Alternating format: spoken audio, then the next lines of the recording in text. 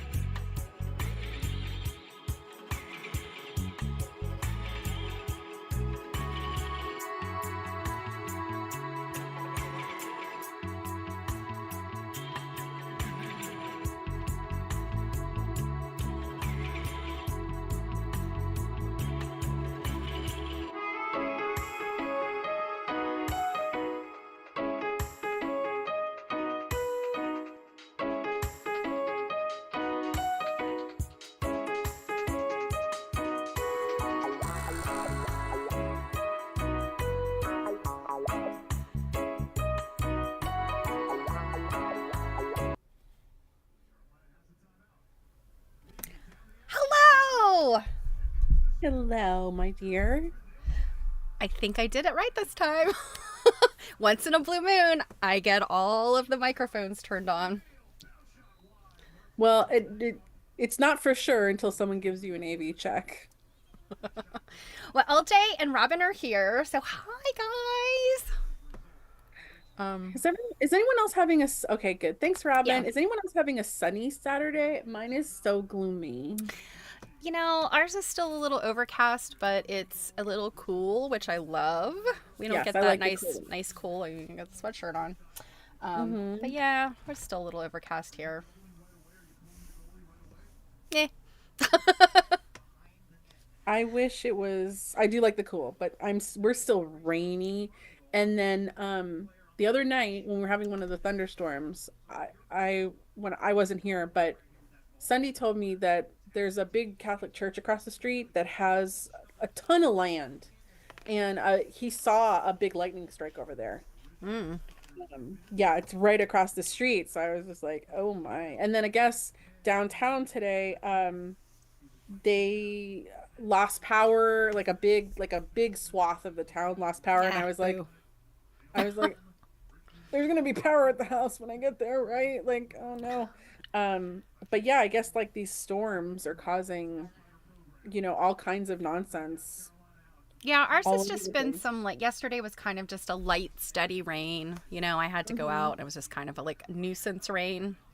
hmm So, yeah, we had a bit of a storm the other night, but I think it all just made its way up to you. Yeah, thanks for sending your nonsense Sorry. up here. Well, Yeah. at least it's not 87 because Robin's got 87 yesterday, 82 today. Although, with the dry weather, it's kind of like it's a trade off. 87 here on the East Coast is starting to verge into yuck territory. I don't think it's quite so terrible when you're in the high desert, you know. So Yeah, not necessarily needing the air conditioning yet. That's always what we're holding out for, right? Is like, how yeah, long can we go before we have to turn on the air conditioning? And the yeah. other night, I don't know which night it was, but I was getting a little uncomfortable, a little toasty. Well, but you're the person who will crack a window in the dead of winter, so I'm holding out. We've had some energy issues here in Maryland where it's like ridiculous electric bills, and so I'm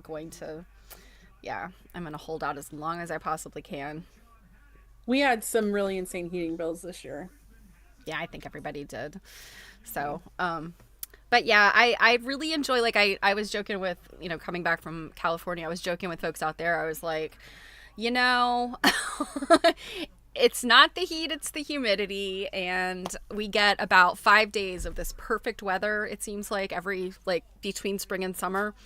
hmm And then it's gone. Like, we get a week of it maybe, and then it's gone, and it's all humidity. And, it's like yeah. I'm But just I'm posting our live link um on Facebook right now, which is why I'm looking kind of like yeah, not at you, just letting you know. People aren't like, what are you doing, Joe? Like, I'm sorry. it's I'm just okay. like It's posting all some right. things Well, on while my you're phone. doing that, I can show off. Look at my new phone, you guys. Um, it's got 3 cameras on the back and one on the front.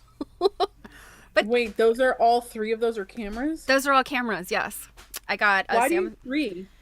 because this thing, I kid you not, there is a 30 times zoom feature on this that I was taking, and I was doing it last night. It was kind of dark in my kitchen, but I guarantee if it's better lighting, it's better than the microscopes we had in 7th grade to look at like cells. I'm like, what? So yeah, it has photographic capabilities I really don't need, I guess. But I'm learning. I'm learning. It's got a lot of AI enabled stuff. I've been turning that off. Although, as you guys know who are on my stream, I have leaned into AI. So it's actually LJ. It's a Samsung 25 Plus. So I'm not an Apple person. I have philosophical issues with Apple, so I don't do iPhones. Don't get me started. I'm not going to step on my soapbox. um, but anyway, yeah, 25 plus. I think they just released it recently. My husband is was jealous. I was jealous because he got like the Ultra one, like the 24 Ultra with a pen, and I Hmm. had to give that up because it was going to cost a lot of money. So Well, so he got yeah, one. He got a new one too. no, he's had one maybe 2 years, and actually his might not be a 24; it's like a 22 or something. They come up with this stuff so quickly. We were actually talking about it the other day when I streamed about planned obsolescence and how Hmm. infuriating that is. And I mean, you and I have talked about it. Like, all of a sudden, the apps aren't being maintained. You can't update your apps. You can't update stuff. I think it's been a year that my old phone, the operating system, wasn't being updated other than security patches. That's the only thing you get. And then of course that leads to the apps not working, etc. So Yeah, I anyway, think mine's 10 years old because I also, you win the prize because yeah, mine was only like 5. no, mine's 10 years old and a lot because I mean I remember because 2015 was when, and this is not only is this phone 10 years old, it's my first smartphone. I really held out a long time. So 2015 was my first smartphone.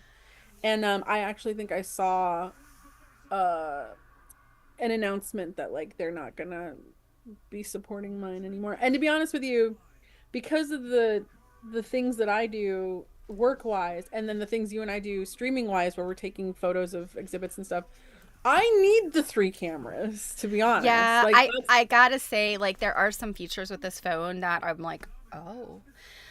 And my husband had been telling me about some of the AI enabled stuff. He's like, I know that, like, we're turning all this stuff off, but here's a couple things it does do that you might want to keep it on for. Um, it will do in call translation. So it can apply, and again, I'm this is an Android phone, so it's applying like a Google Translate to phone calls. And I'm like, that is a game changer. If you have to speak with somebody, you don't speak the same language, or maybe it's easier to communicate with somebody, if English or vice versa is not your first language, and it's easier to communicate like in two different languages. Can you imagine? mm, That's such a game changer. And I realize like the translations are not always perfect, but it's better than like trying to do like hand signals with somebody that doesn't speak the same language you do. I mean, it's wild. So that kind of stuff is pretty cool. It's a pretty interesting world we live in. Of course, we give up all of our privacy and freedoms to have these. So the privacy for sure. it's a double edged sword for sure. But yes, I Yeah. would definitely, if there's anything I need, that's the one thing I keep telling myself is like, I don't, my phone is totally fine. It works totally great. I've never Uh-huh. broken my screen, knock on wood. But I'm Yeah, I like, have. I could definitely use the better photography stuff, me.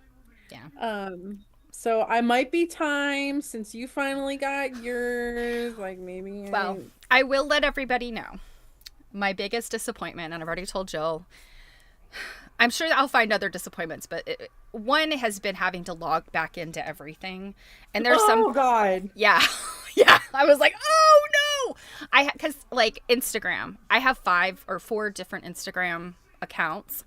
Oh my And God, you have to log into all I of had to them. log back into all of them, and I'm like, I have no earthly idea what the password was because I use Instagram enough that I've never had to like log back in on my other phone. So I was like, oh my God, this is pain.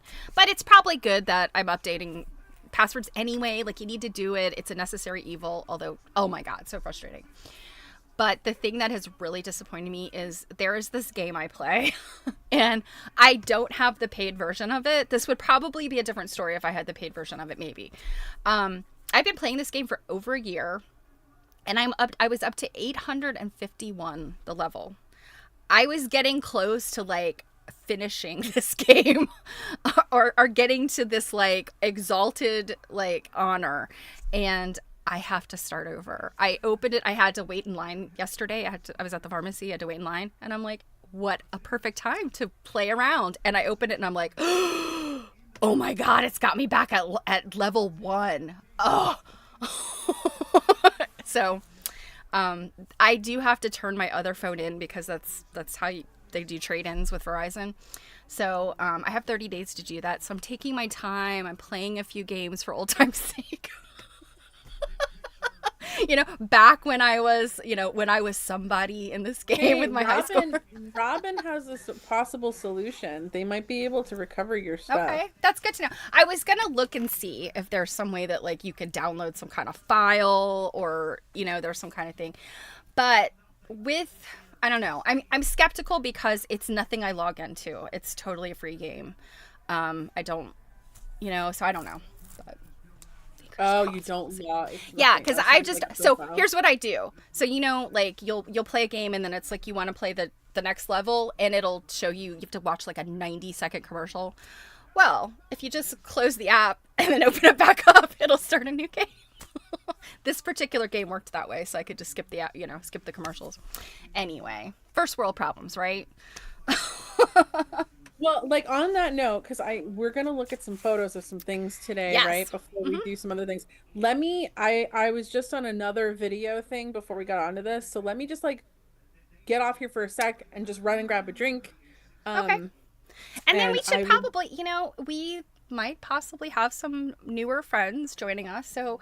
yeah, we'll do our usual pointless banter, and then we're probably you guys obviously who know us, you could tune out for a moment, but we're gonna probably do a little intro about who we are, just because not everybody knows both of us. Yeah, I mean it happens, but I'll be right back. Okay, so I gotta do my little tap dance. So, while Jill is getting sustenance, I thought maybe I could show you guys what I'm working on.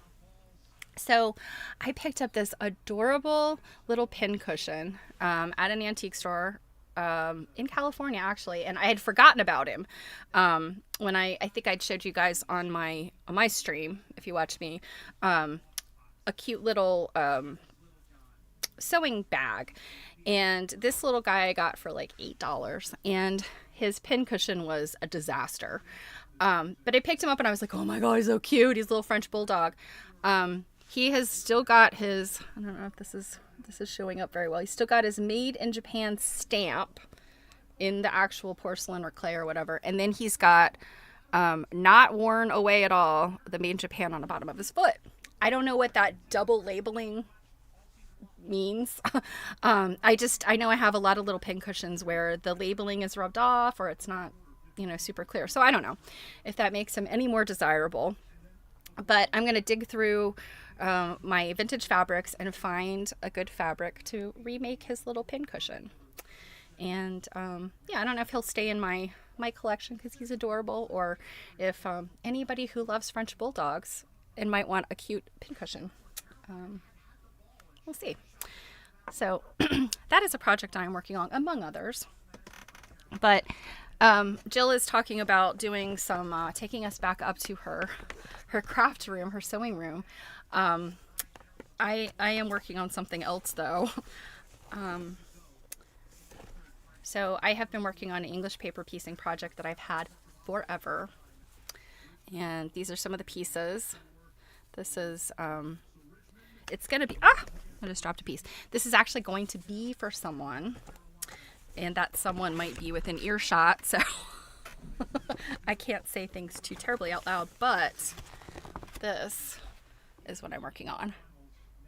So I'll have to show this again when Jill comes back, of course, because she'll want to know. But it's Violet Craft, and I've taken some classes from her.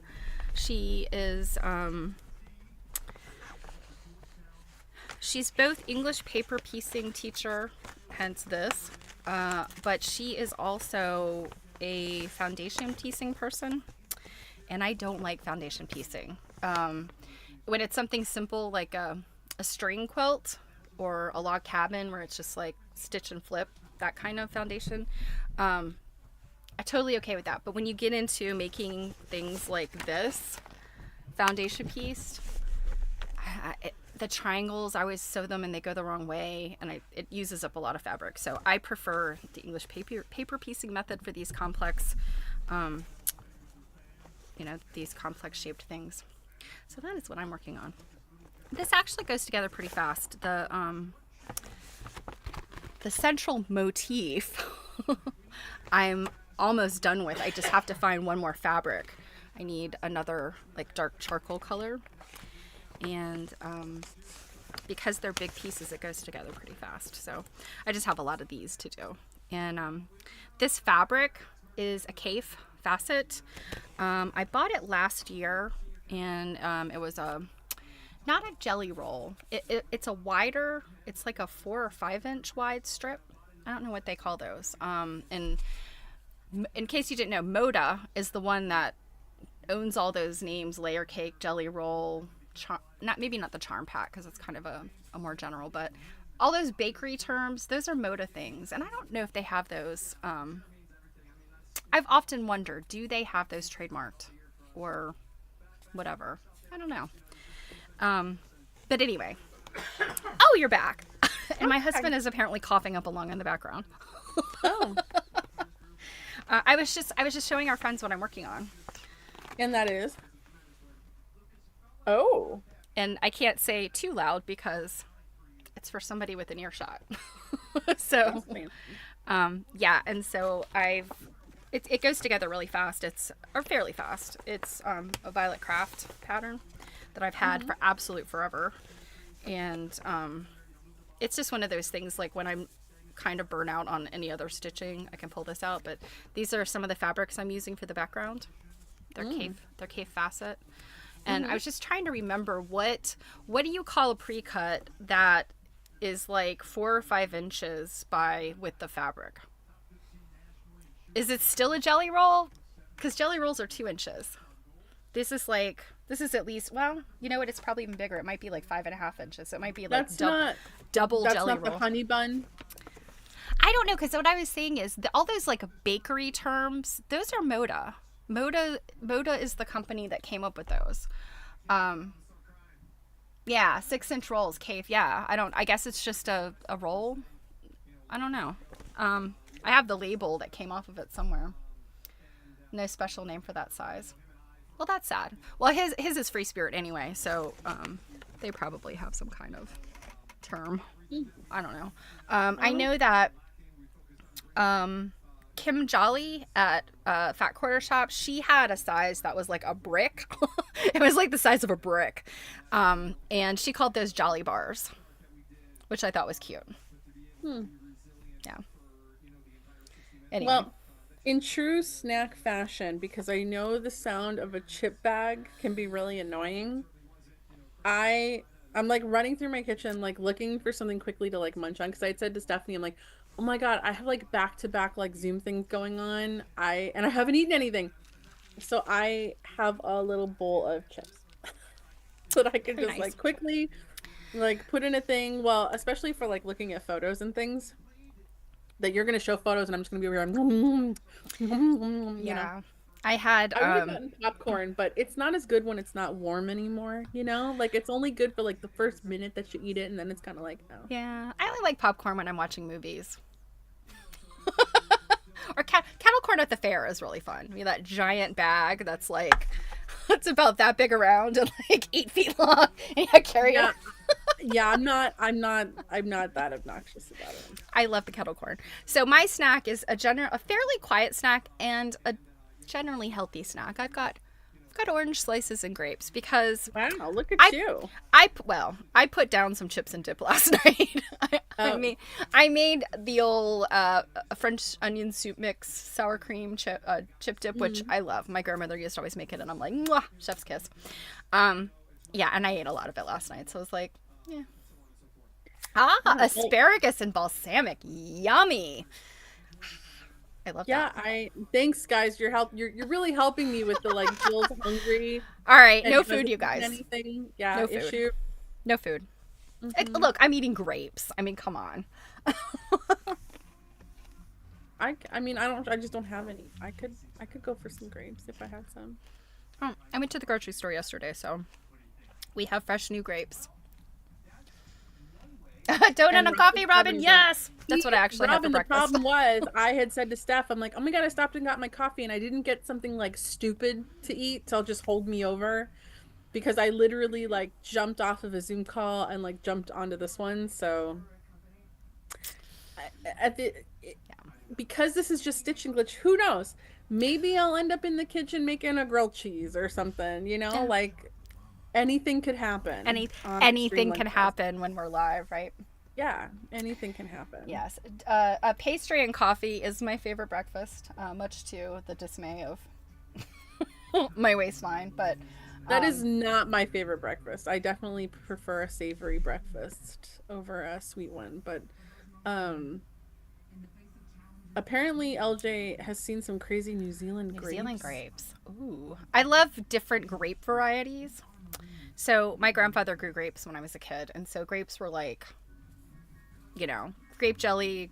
My grandmother made grape juice. We ate a lot of grapes. And they were a specific kind, and I do not remember Concords maybe. They were fairly small grapes, about the size of a marble or a little bit smaller, with a like very royal purple, kind of like different than this. Like, this is like a red grape. These were like very like a dark purple. So I guess they would be considered like black grapes. And they were small. So and then my other grandparents, when they moved back to North Carolina, they ended up with a little grape arbor of muscadines, which are maybe an acquired taste. I don't know. Um, but I those all of those ones, like I have not seen these New Zealand grapes, but Moonglow, those are interesting. They look like grape hot dogs. They're really Oh, long. I've seen those. They're Yeah, weird. they're really long, and I've had them where they're really delicious and sweet, and then I've had some that were not so good. Probably they weren't ripe, but a yogurt parfait Moonglow. Yes, yes, Moonglow. Um, I like the big fat hard green grapes. Like when they're mm, really when they got like a crunch to them. Those are my mm-hmm. favorite. Those are probably slightly under ripe when they're like that. I love them when they're like really firm Uh and huh. like Uh huh. got like a And stem. cold, like right out of the fridge. Yeah. See, I prefer my grapes at room temperature. Although these are right out of the fridge. So, I'm trying to eat these chips like as quietly as possible because of course they're Cape Cod, so they're like really really oh really yeah, crunchy. super crunchy. From like So Rob, you and Robin are in the same camp as crunchy cold grapes. I think it's my teeth. Like I used to have like a lot of really like cold sensitivity with my teeth, and maybe not so much anymore because I started using Sensodyne, which really works, by the way. hmm Um, but I don't know. It's just a thing. I don't know. I was raised as a child who never had a cold pack in her lunch. So my lunchbox always had like a warm tuna sandwich and a warm piece of fruit. Wow, your mom was really rolling the dice with the warm tuna, huh? Hey, it was 1979. You do what you gotta do. Did they have ice packs then that were small enough to go in a lunchbox? Like, I know my dad carried this giant cooler thing that, there was a little cold pack that you could, like, I guess an igloo cooler, like the lunch one. I didn't die. Yeah, tuna did not make us sick back then. Right? You guys know. You're just eating it like this tastes yucky. It's but I'm gonna eat it because I'm hungry. It's the mayo, right? Yeah, it's usually the mayo, and if it's a freshly made sandwich, it's not like you've been carrying it around and dragging it through the dirt. It should be okay. Okay. So with that out of the way, should we introduce ourselves if we've got any new friends here? Um, yeah, yeah. So Stephanie and I have talked numerous times about finally getting an intro video like up on the YouTube, up on our social media, and it seems to be one of those things that we just keep putting off because I feel like it's the same as trying to write an introduction or conclusion of a paper. It's just the worst part ever because what do you say? So Mm-hmm. I guess we're just gonna start here with Yeah, and I knew we were gonna do this, and yet still, my hair and yeah, well, I guess this is what I'm gonna look like in our intro video. well the other thing is that like we just use this as practice and then like we record another one. But anyways, at the bare minimum for people that don't know, my name is Jill and this is Stephanie and we nerd out about Colton textile stuff. I don't know how else to put it. Like Hmm. we're nerding out about exhibits. We're looking, I mean, Stephanie always has stuff for us to look at that's hanging behind her. I'm working on mine. I do have the hardware, but we're looking at exhibits. I'm also a textile dealer, so we're looking at piles. There's piles in the other room. Um, and we're reading books together and we're discussing things. And what's a good way to say that? Like, you guys, Well, like, do we need to like put it into AI and be like, give me a fancy schmancy way? tell us what we do. We do a lot of, Yeah, yeah. like, So LJ has some helpful ideas. So clever chatter about stitching and tools. We do that. mm-hmm, We have done live visits to museums as well as mm-hmm. pre-recorded stuff. Lots of photographs of things. I mean, this is quilt study and then adjacent quilt adjacent. So sewing, needlework tools, all the things. So yeah, that's us. Yeah, And see, you're having a hard time too. yeah, You're like, and yeah, that's oh, and our book club. yeah, so I mean that's part of it. The book club is But then, probably the main feature, and then the other things we do kind of slot in between our book club things, and then we do stuff like this. yeah, where we just kind of hang out. But then we do author interviews. Hmm. We're starting to offer lectures, paid lectures. Like it's how do you encompass all that? Like, what would you call us then? Like a quilt and textile study community? Yeah, or if for anybody who ever watched Parks and Rec, we could be like Tom Haverford's like 720 or whatever it was, or like a media conglomerate about quilt and textile study. No, I don't know. See, Robin describes us as a work in progress. Yes. A work in progress, often a hot mess, but still delightful. Like, should we call ourselves like a quilt in progress? We're a whip. Like we're a scrap quilt group of progress. Like Yeah. I mean, ever I would say digital quilt study probably encompasses it in, you know, if we had to, digital textile study and adjacent topics. Yeah, see, that's the problem is when you have to put in all those the extra filler words because we definitely talk about things other than just quilts. We're gonna have to like LJ Looks like we keep, lost a keep viewer. We started talking about what we do. they're Sorry, like, oh, guys. forget this. Um, yeah, so I think we're gonna have to write something a little more formal too. Gosh darn it. And yeah, I'm sorry. That's okay. It is I what it can be is. wearing a nicer shirt. I was not even thinking I put this shirt on this morning. It's my COVID Corvid. Yeah, I probably wouldn't have a shirt with a knife on it. Oh, but I mean, it's a crow, you know? A crow with a Bringing you knife. presents. Bringing you Well, I mean, presents. a crow with a knife is that's serious business. Well, I have this thing of chips here, and before it's gone, I want to look at pictures. I thought so. All right, so I suspect because Arlene has not announced herself, she's probably not here. I know she said she had family stuff going on today. So want to make sure I give a major shout out to Arlene. She, and I know I'm going to get this wrong, but she is like, I want to say co-chair of the California Quilt History Project. Hmm. So like gathering, you know, all of this awesome history on quilts that either made it to California through cross country migration or quilts that were made in California historically. You know, and there's all kinds of aspects to that I think there's folks within that project that are kind of looking at like you know, second migration and like there's all kinds of different topics I know that come out of the California Quilt History Project. So that's Arlene. Arlene is our friend. I actually spent part of a week with her recently in California. So she, and that's where I got these pictures. And so she so generously said, feel free, you know, if you want to show them. So the one thing that I'm going to show, the bulk of it is in relation to the book that we are currently reading for our regular night. our regular get together on Tuesday nights, which is Portable Patchwork, written by our friend Pam Weeks. And the gist of it is, if you're not reading the book or you haven't looked at our previous recordings, the gist of it is these are quilts that are made out of blocks that have been finished in some way prior to the whole quilt being constructed. The most basic version of it is literally a quilt block that has been completely bound, and then they're all sewn together. And then there's different iterations of how they're sewn and finished. But the basic one is like literally it looks like a giant pot holder.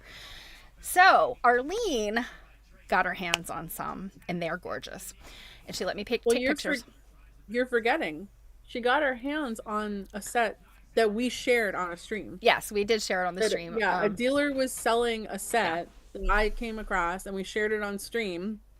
And of course, because Yeah. we always share where we get things from, I'd put the link out. And then Arlene went and bought them. Yeah. Yeah.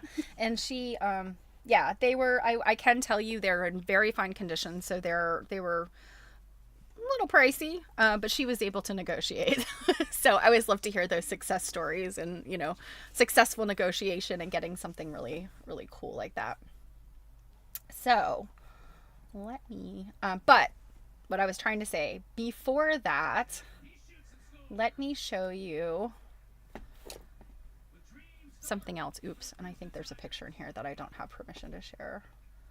So I'm going to have to, let's see. Bear with me a second. I want to get this one out of here because, okay. Always very respectful when you take pictures of people's stuff. If they don't give you permission, don't show it on social media. So before we get to the potholder blocks, I'm going to show you something else that Arlene had that absolutely gobsmacked me. I mean, beyond the blocks, the potholder blocks, this quilt top that she has is absolutely amazing. So first of all, let me share it so that you can see it in real time. And let me move this over. Okay, so now I think everybody should be able to see it now. Okay, what does this look like to you? I bet LJ knows. A Dear Jane. Yep. So I have to call LJ out. She has made one, and if I remember correctly, she made it along with a friend, where they kind of they like divided and conquered. So they made like multiples of the same blocks and then sort of did a swap. You still end up making the whole quilt though. So you're either making like multiples of some of the blocks or you're making all these blocks. For people that are not aware of Dear Jane, it is probably one of the most common sitting in the closets work in progress quilts because people get excited about it. It's such a cool quilt. It is, oh my gosh, what museum is it at? The Bennington? Vermont. Yeah, it's in Vermont. Yeah, it is not always on display, but they do pull it out for special occasions. All of these blocks are rather tiny blocks, and this version does not have the border, but the border is equal amounts of insanity. These like little pieced like ice cream cone shaped things, and then these flags that were called flags in the corners. It just so much work. This particular version that Arlene has is all English paper pieced. So is this one she's made, No, or this is no. an antique one? She got this from, and I don't know if it was because she belongs to I think a number of groups. So there's like the Guild, and then she's got this like some quilt history. So somewhere in there was a woman who was like a master quilter, and she passed away, and Arlene was able to get this. I don't know the details. I don't know if she purchased it or it was gifted. I don't know all the details, but she showed it, she laid it out, and I was like, oh my God. You know, now there are patterns / instructions / books out there about Dear Jane. There's one where you can get, it's like a CD, like a book with a CD, and you could print the patterns out, and cut traditional piecing templates, all that stuff. There's a whole nother system that is the English paper pieced version. I don't know if the woman that did these was at all involved in that English paper piece pattern that, was published, or if she just did her own thing. It kind of looks like she did her own thing. So this, let me turn this so you can kind of see, to zoom into these pictures. But I mean, look at this stuff. So again, these are tiny blocks. These are, I can't remember if they're like 4-inch square or 3.5. I can't remember, but I mean, tiny. So we're talking Mhm. about these little pieces here, which are indeed fussy cut, are probably like a half an inch, maybe. This stuff, these little bits and pieces are so tiny, and her piecing is perfect. I mean, just like I cannot express to you how amazing this is, and I'm so sad that she never got to finish it. Um, Is Arlene gonna finish it? I think she's not sure yet what she wants to do with it. She said she thought about, maybe somebody finishing it, although I think she kind of wants to save it in this status, this state, because of the back. And I hopefully got a picture of the back. But again, look at all these. I think I've made like 2 blocks. One of them was this, which is Mhm. just 2 large. Well, I say large. They're like large circles, and then these 2 little orange peel shapes. And then I think there's one other one I made. Um, and this is years and years ago. My mom was taking a class on Dear Jane, and I was like, "Oh, I can make some blocks." And yeah, it's daunting when you're like, I got to make another 300 of these. Most people I know that make a Dear Jane, it takes them like at least a year. Yes, and I believe, again, I'm sorry if I'm calling you out, LJ, but I believe she told me her project took about a year or so. But yeah, anybody that I've talked to that has done one, like soup to nuts, quilted it, everything, it is definitely a many many moons project. Many sleeps go into making one of these. But it's just such a charming quilt. Hmm. If you've never seen, and it's, again, if you're somebody who is not familiar with Dear Jane, just Google it. Dear Jane quilt, Vermont. There's a million pictures of it online. Um, so let me see. I was trying to get good pictures. There were other people starting to crowd around. So, oh, bummer. Okay. Bear with me one moment. Let me stop sharing. And let me find. I know I have pictures of the back. I'm positive I do. I thought I'd put them in that folder. Um,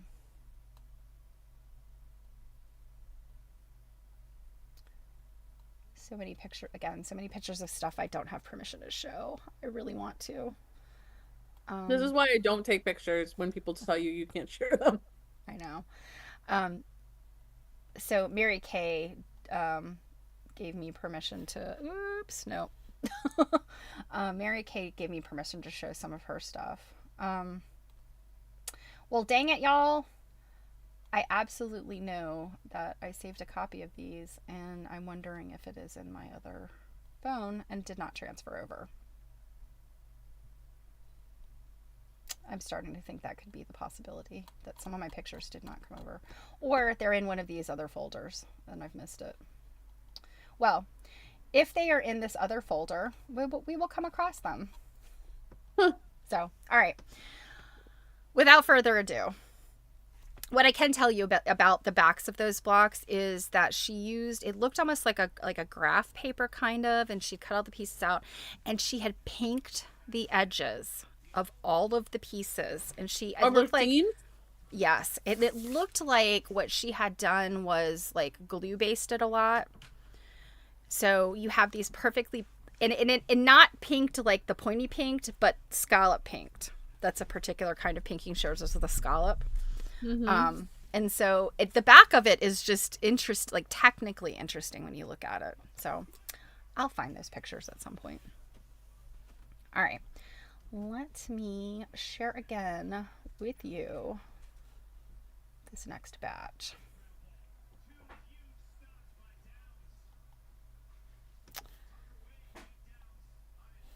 Bear with me, guys. I want Jill to be able to see them in real time, so I have to I'm do this bearing. weird sharing thing. Um, here is. Mm, let's try this. Well, that's weird. Why is it not giving me? Hmm. Let's do this one. Okay. Everybody can see that. So this is, I think I showed this the other day on our Tuesday night stream. Mhm. And Arlene confirmed that these are, I think she said about 15 inches, 15 and a half maybe. Um, I think there is one that is smaller.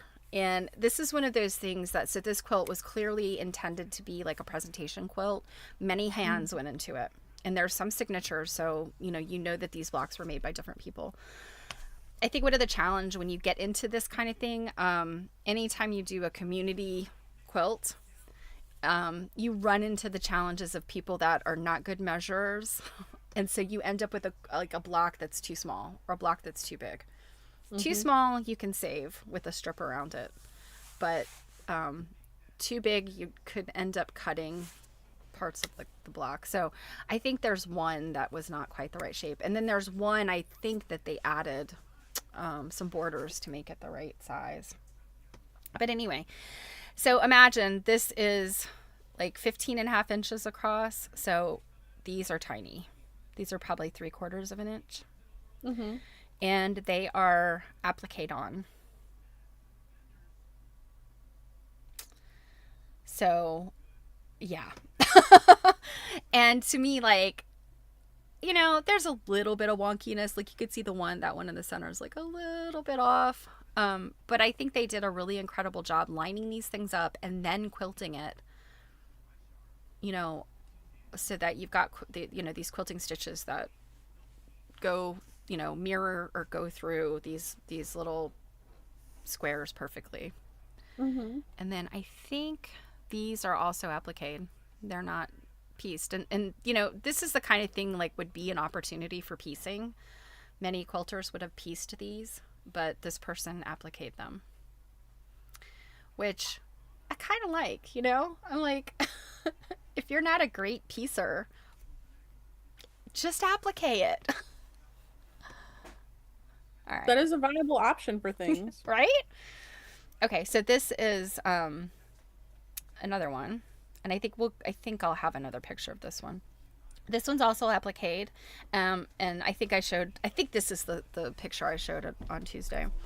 And this again, it's a pattern I've never seen, and to me Mhm. it seems like this person maybe just drafted something out on paper and decided to applique instead of piecing it. And again, like if I was going to do something complex like this, I would much more likely applique it than piece it, because to figure out the piecing for something like this would involve lots of odd shapes and things like that. That would be kind of crazy making. So, and also these fabrics. This fabric, of course, is a gingham. As one of our friends who does a lecture that involves gingham checks, and many of our friends have told us, really hard to date quilts based on gingham fabric or checked Mhm. plaid fabric, because every era had some type of gingham or check. It's just a very easy, common type of weaving to make fabric more interesting looking. Look at this Ooh. one. I don't remember if this one was in the original pictures that the dealer had. No. He did No. not have all of them. This one is, the fabric on this one is so beautiful, bright yellow, pristine, doesn't look like it's ever been touched since it was made. Yeah, And that I don't think I've ever even seen that print before. yeah, like these prints are all very, very interesting. And like these look like ears of corn to me. Mhm. I just think Mhm. that's so fun.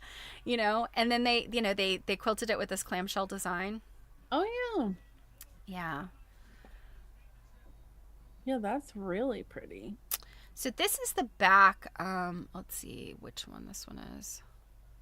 That might be the back of the next one I'm going to show you. My pictures might be a little bit out of order, but so the back on some of them, to me, this was probably some type of recycled or upcycled fabric for it to have this kind of staining on it, unless maybe it was stored where the back of it was against something like wood that, they always tell you, like, if you're going to put something like cedar chests are not a great place to keep textiles because the tannins and stuff in the wood can leach into the fabrics and eat them up, and discolor them.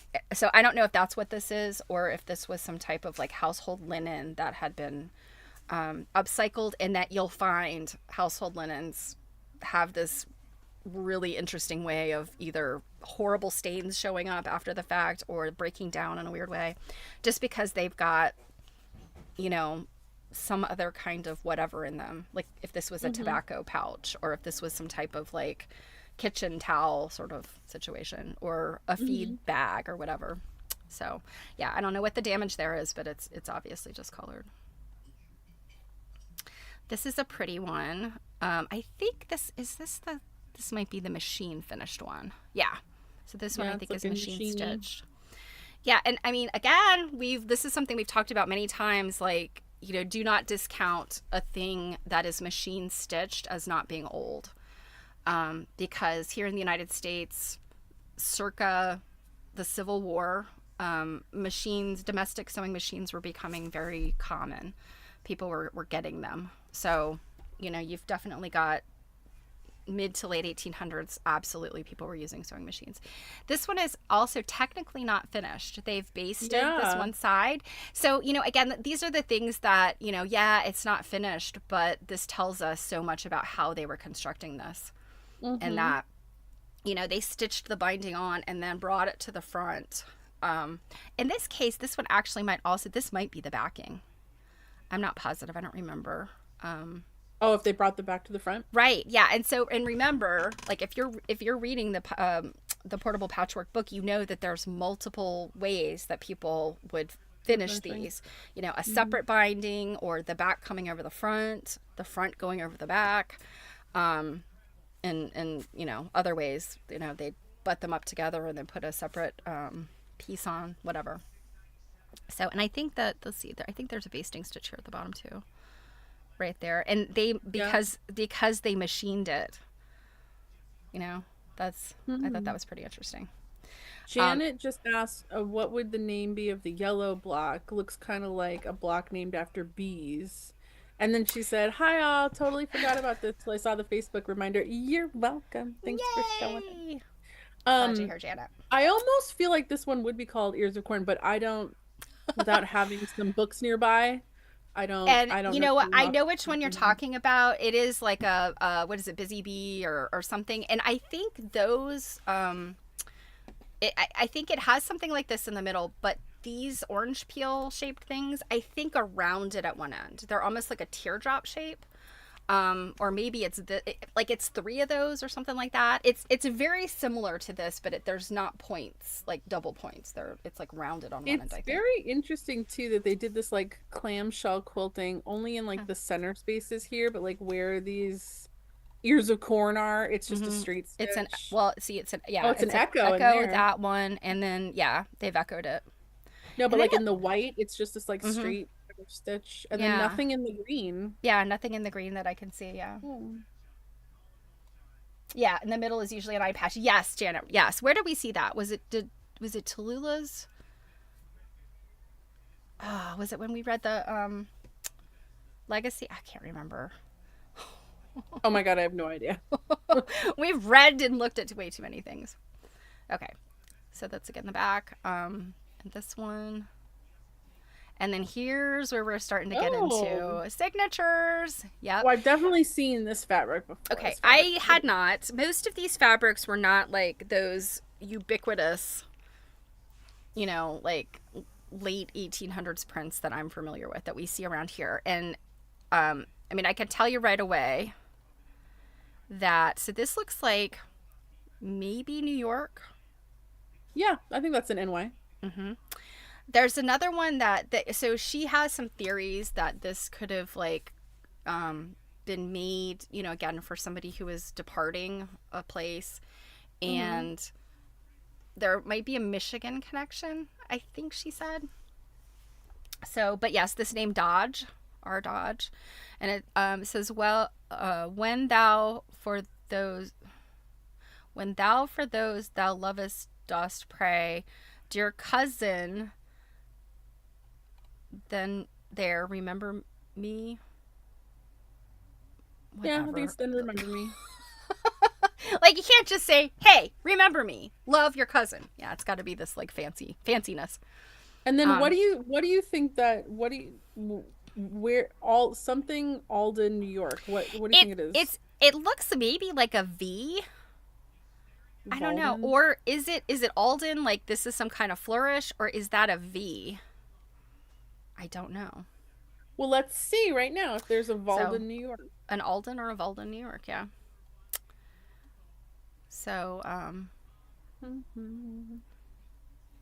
but yeah, this I think like what she has determined so far is that this was most likely made for somebody who was leaving, moving away. And as we saw when we read Legacy, certainly, Tallulah talked about, like quilts, because you might never see the person again, and even if it's like your family member, in the 1800s, there was no phone to pick up. There was no like smartphone for texting. It just you might literally never see the person again, and you might only correspond with mail. And I think even then, some places the mail wasn't super, reliable. So they made these things as just a way to you know So say that. go ahead. Yeah, I was just saying like that these were just tokens of love and affection. So So there's a Alden, New York. Walden, New York. Oh, okay. Do you think that could be like a messy W? I mean, I guess it could be. Let's see. So that's what came up when I searched Walden. Let's see if there is an Alden, New York. Okay, so Walden or Alden. Yeah. There might be something else on another And block. they're in completely different parts of the state too. Okay, One is near Buffalo, the other one is near like the Connecticut, New Jersey-ish border. gotcha. Um, Which one's closer to Connecticut? Walden. Okay, and Alden is in upstate. Mm-hmm. Okay. So there you go for people that are going to look for R Dodge. Was this, I forget from the listing, was this at all dated? Yes, I believe there is a date. I can't remember. I don't want to say it until we come across it because I don't remember. Okay. I will definitely have it wrong. Oh, and then this one I took to try to just get up closer to be able to see, but I think, um, yeah, I think my other picture was good enough. Okay, This one's a little sharper. yeah. So this one, yes, this okay, 1849. Your mother, Elizabeth Dodge. So we can Mm. assume that R Dodge must be a cousin on her father's side because Mm-hmm. that cousin also had the last name Dodge. Mm-hmm. So this is April 24th, 1849. So, being able to surmise that that cousin from the other block is from her father's side, would this scenario here having the mother and that and two potential locations, would that make a genealogy search significantly easier Yes. for narrowing So, down? well, it's yes. And so not even knowing who this person that Odin, was given these are and where they went, you now have two names. Elizabeth Dodge would be an important person to look for. 18, in an 1850 census, looking for people named Dodge in Walden or Alden, New York. Yes, that's a good start. And then the fact that there's an R Dodge who would be their cousin. Now, not to say it's going to be instantaneous, because when you're talking about mid 19th century, I think I might have mentioned this the other day. You got situations where the census doesn't have like it only lists like the landholder, the man, and let's just assume his name was like Robert Dodge, then you would just have a woman living there who probably is his wife based on the age, and then you would have males and females that you can, based on their age, you can surmise their children. If the people had enslaved people living on their property, those people would also be enumerated, and the only way that you would know them is by age and the fact that they were listed as, by color. So they, whatever derogatory term they were using for race at very different times in the 19th century, you would be able to tell those were enslaved people. Robin says Dodge is her mother's maiden name. I'm not sure if there were any family in the New York area. I know most of them living in the Midwest. Interesting. I bet you anything there's some Dodge connections. And Janet is saying Dodge is a common name in New York, I think. Had a couple of families in our small town of Morris, New York growing up. So, yeah. Well, I mean, and think about it. Like, again, 1850s or 1849. I mean, this is before the Civil War. It's entirely possible you've got people of the Dodge New Yorks who moved out west. And I mean, what, isn't there Dodge City, like in one of the western states? I can't remember, like Nevada, or I don't know. There could be connections. One never knows. Okay, that was just that one. Okay, here's another one. Now, this isn't this fabric delicious? So, oh my God. These fabrics look familiar to me. I mean, just like more so than the others. And I can't remember. Let's see. I think this is all one fabric. I don't think that these are seams. I think this is all one fabric, kind of like it's not a column print, but it's kind of like I think it sort of would be like a stripy sort of print that maybe was cut out of a bigger, stripy situation. There's like this red and this green. So Robin said Kansas. Dodge City's Kansas, and that's where most of her family is from. I mean, again, like it's just a guess, but I would assume, like, if Dodge is a common name in one state, and then you've got potential migration to later states that join the United States later, it's a very good chance that they're all connected in some way. The farther back you go, obviously it's harder to make the connections. So this one, peace be to thy house forever. And this, it says, we think it was Swan. It looks like it says Susan. Or Susan. And this last name looks like Yvette. I don't know. Susan Yuddle. I don't know. Yeah, I could see Yuddle. And then this says Oswego. That might be something County, Illinois. And yeah, Oswego something County, Illinois. I think. And Arlene says that fabric is one fabric, no seam. Hey, Arlene, I'm so glad that you're here. We're looking at your stuff. I'm really glad you showed up to talk about your stuff. I hope that you have a few minutes to hang out, because we've been making some vast assumptions about your blocks. But yeah, so this was something that Arlene mentioned, is like there's multiple states in there. So is it a matter of, where this person moved and who she is. Because we know we've got her mother's name, we've got her cousin's name, and we've got this. I can see it says Susan now, but I swear I wanted it to say Swan. Swan Yvette. I'm the Swan Yvette. In any event, so another name, and you have another place, an actual location. Yes. Yeah. So, Tuttle, do you think this could be Tuttle?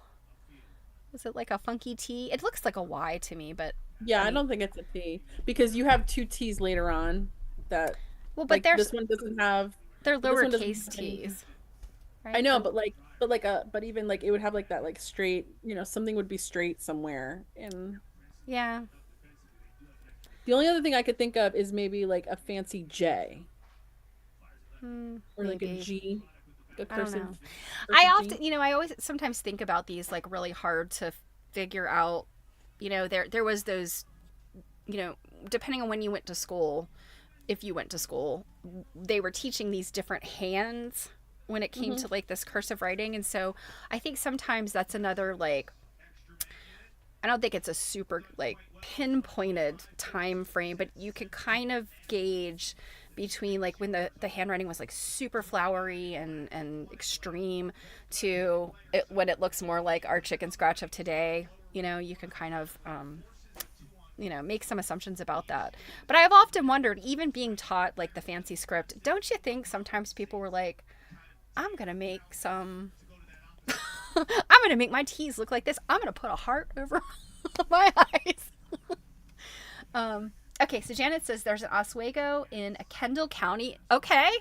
That definitely looks like a Kendall County. Yep, it does. Yeah, that looks like. Arlene was saying other people were thinking it says Tuttle. Okay. Um, Yeah, and that's. Arlene also said at this point we've looked at these closer than she has. Yeah, I know Arlene's got some stuff going on, so she said she didn't have a chance yet. She'd only had them for a couple days when I saw them, so I feel like Tuttle is the kind of name that makes more sense here. And also, I mean, look at the way she signed this: so the T, the L, the E, and then whoop. So I think Susan kind of had a little bit of flair. So yeah. I feel like we need like a class on old script writing. And Um, I'm just trying to think. I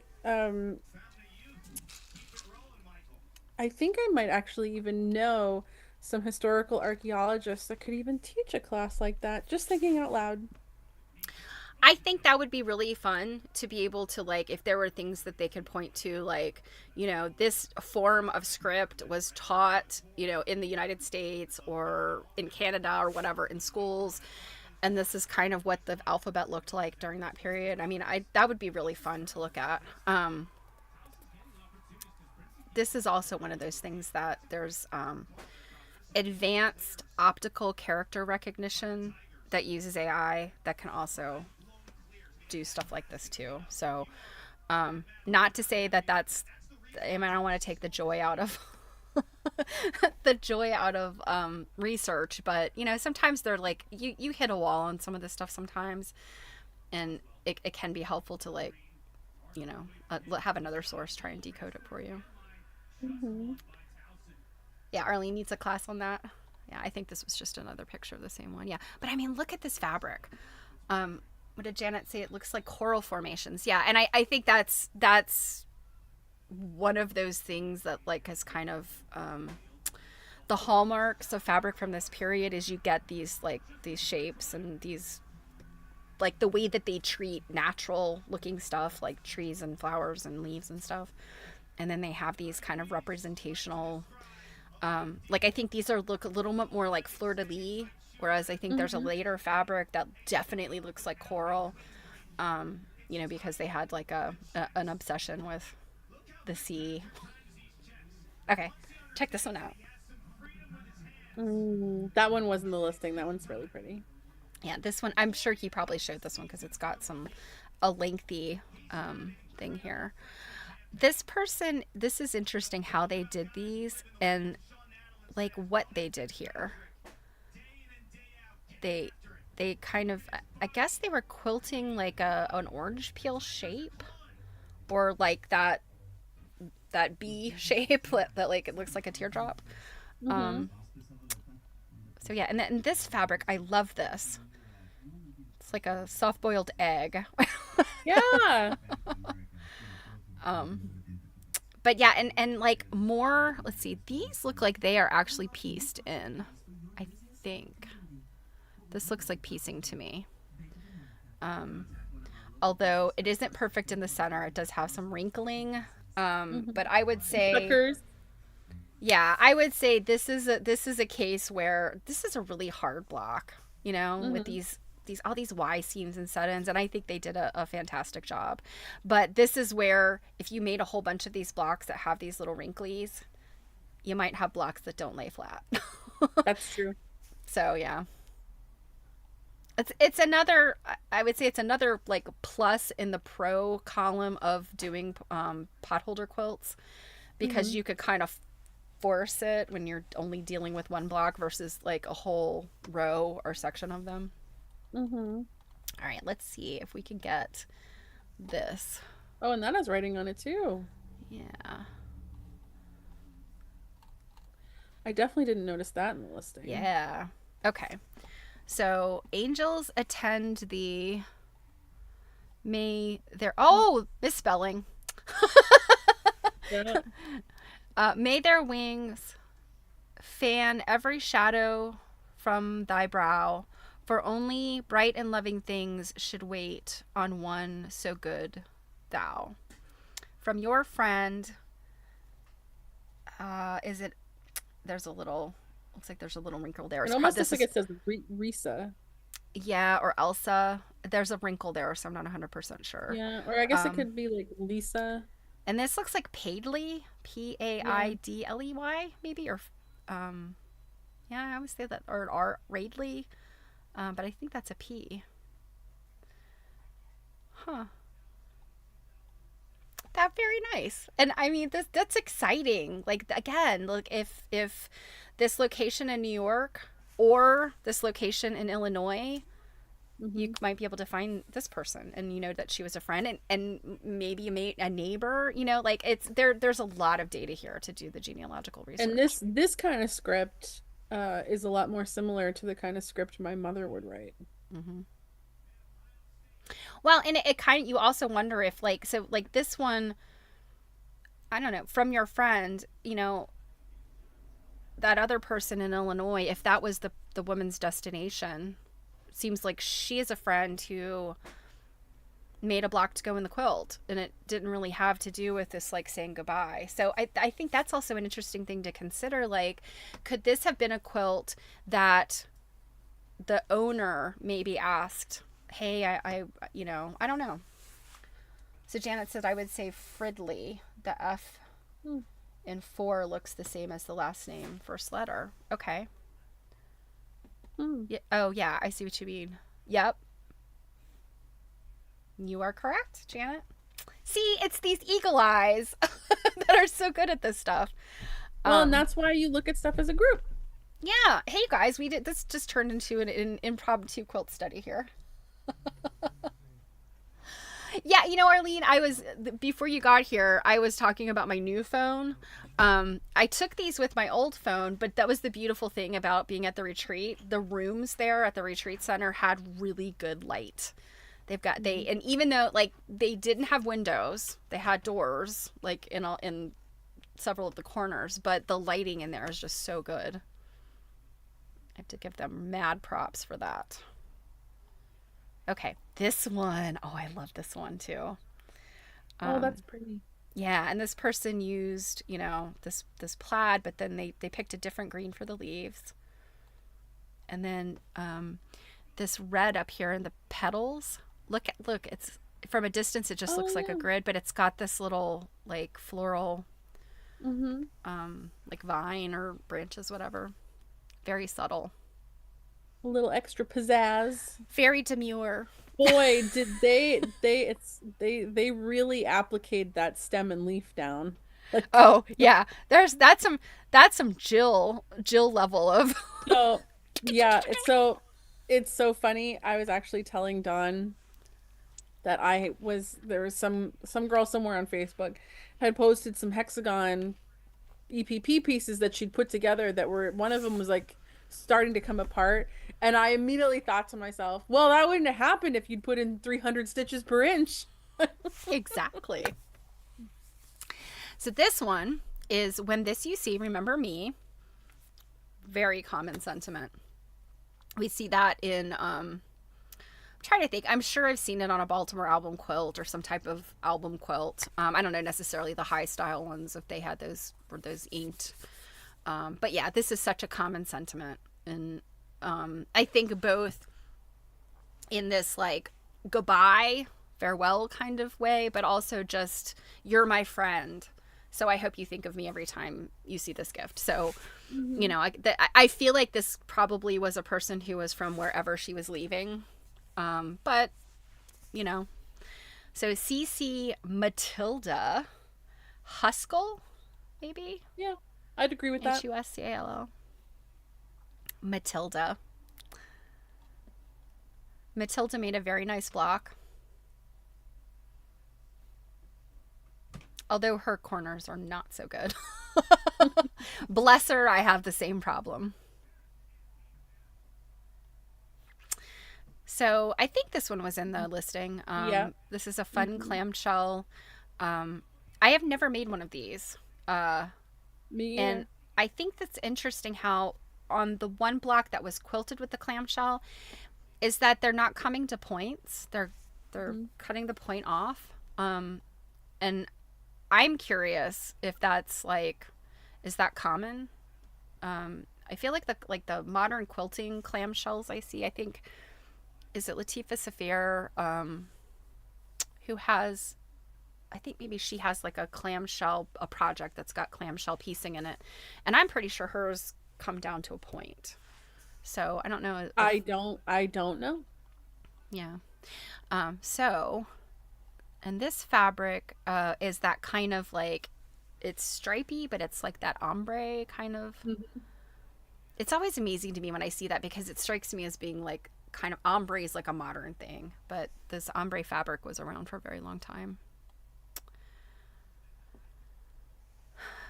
So this, I believe, is written in another language, um, French, and this is Rebecca Y. Again, is it Tuttle? I think this could be a T. It's a funky little Well, T. interesting, because it's shaped like that Y in the middle is shaped like the same way as the other one. Right, but So this one doesn't come down with that swoop. It I stops right know, but there. I'm just like, whose bright idea was it then to make them the same exact thing, except one goes below the line and one doesn't? These Tuttles. So yeah, so this is definitely French. Jamais I recognize votre something. I don't know. I don't speak French. I'm sure this is a very simple French phrase or whatever it is. It's probably like, you know, remember me when this you see, remember me. I don't know. It's something like that. Um, but this is again a fun one, and I just in looking at all of these, I'm like, this would have made a really cool quilt with all of these different, and Yeah. it's an Well, album. and that ombre fabric for sure. Hmm. Yeah, this one the lighting is probably a little bit better on the ombre. Hmm. I would have thought that ombre would have been more difficult to produce, but when I see some of the fabrics that come out of even the 1700s, I'm just like, wow, we're Hmm. really not that innovative today, are we? Yeah, I mean, yeah, and I just think like everything everything has been done before. You can almost bet by this point in our lives, it's been done Look at before. how that one piece on the back is quilted differently than all the other ones. I know. That's where I was like, oh, look at that. Yeah, I think that might be why. Because we were turning them. So Arlene had Is them that all. the signature? Is that the signature piece? Oh, yeah, maybe. I bet it is. Yep. Yep. I bet she quilted it and signed it. Or, I mean, it seems like maybe she could have quilted it and signed it later, but yeah, I don't know. But then maybe that was her goal, and then she was like, "Oh Yeah. crap, it doesn't really fit as well as I was Yeah. hoping." I could see it going both ways that she put the quilt lines in there and was going to try to sign on them, or that she just, I don't know. Um, but yeah, that was interesting to me that she did that. Um, yeah, another gorgeous one. Isn't that Ooh. fabric interesting? And look how they quilted it. They quilted it along those that Mm-hmm. fabric design, so it's like a more dense quilting. So let's Mm-hmm. see. This person is Sarah Tuttle, Yuddle. I think it's Tuttle. So may you ever find the flowers of pleasure in the fields of duty. I, I I mean, maybe I don't know.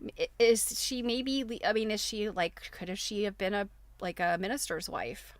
Because ministers' wives Well, would keep in have like mind, duty. when you're married at this point, you have a Yeah, duty to your there husband, is duty no matter certainly, what. Yeah. but I think to like in the fields of duty, I feel like when you are pointing out the duty, it's not like just the everyday workaday woman's life. It's maybe something very specific. I don't know.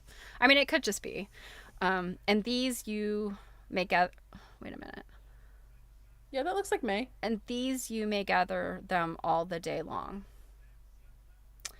Yeah, I don't Sarah, know. She could have just tell been me. having a conversation with her friend about how like she doesn't want to lay with her husband and she's terrified. And this one was like, "Well, when you gotta do your duty." Like, You always want the women to have been like domestically abused. It could just be like, no, like we look at it today as abuse, but it was there's plenty of diary entries that talk about women that are like, "I don't want to do this." It's like, oh sure, absolutely. I don't know. I just, and I could be totally wrong. This is always conjecture, but I read it as, hopefully within this whatever your duty to your husband is, whether he's a man of some importance, a minister, whatever, and as his wife, she's got some special duty outside of just being the little woman. I don't know. We can make up all kinds of stories here. This wow, one, this one has a book. yeah, I think this one is. Oh, this one I think is Is that readable. stuffed applique? So, I think so. These feel like maybe they kind of had some padding in them. These definitely I think were stuffed. But did I take a I don't think I took a picture of the back of that one. I don't think any of them. Then there's that other one you just saw a peek of. I don't think there were any holes in the back that you could tell. So I think maybe these could have been like they stuffed as they were appliquing them down. They stuffed a little Mm-hmm. something in there. So as So Pam would put it, there were no opportunity holes. right. I can say like I think depending on how you add the stuffing in there, obviously you if you're gonna do like I think the true trapunto technique, it's like you're actually opening up, a little hole. You're not cutting anything, you're just spreading the fibers apart, and that you do end up sometimes with holes. But I also think like you can end up with something that's pretty smooth on the back. So Robin says, seems like a minister or high-ranking military wife.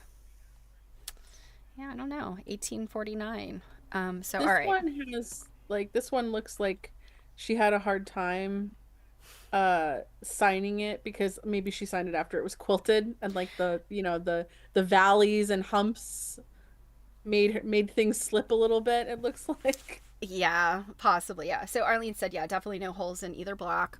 And that's why again, I just think that these appeared to me like maybe she was just stuffing a little bit of something in there as she appliqued them down. Yeah. The other thing is that it's entirely possible she had like a poopy pen, like that was like just a bad pen. Have Yeah. you ever tried to write on a piece of fabric? Just like lay it on your desk and write on it. It wiggles all over the place. So, it's or she was pressing too hard. Yeah.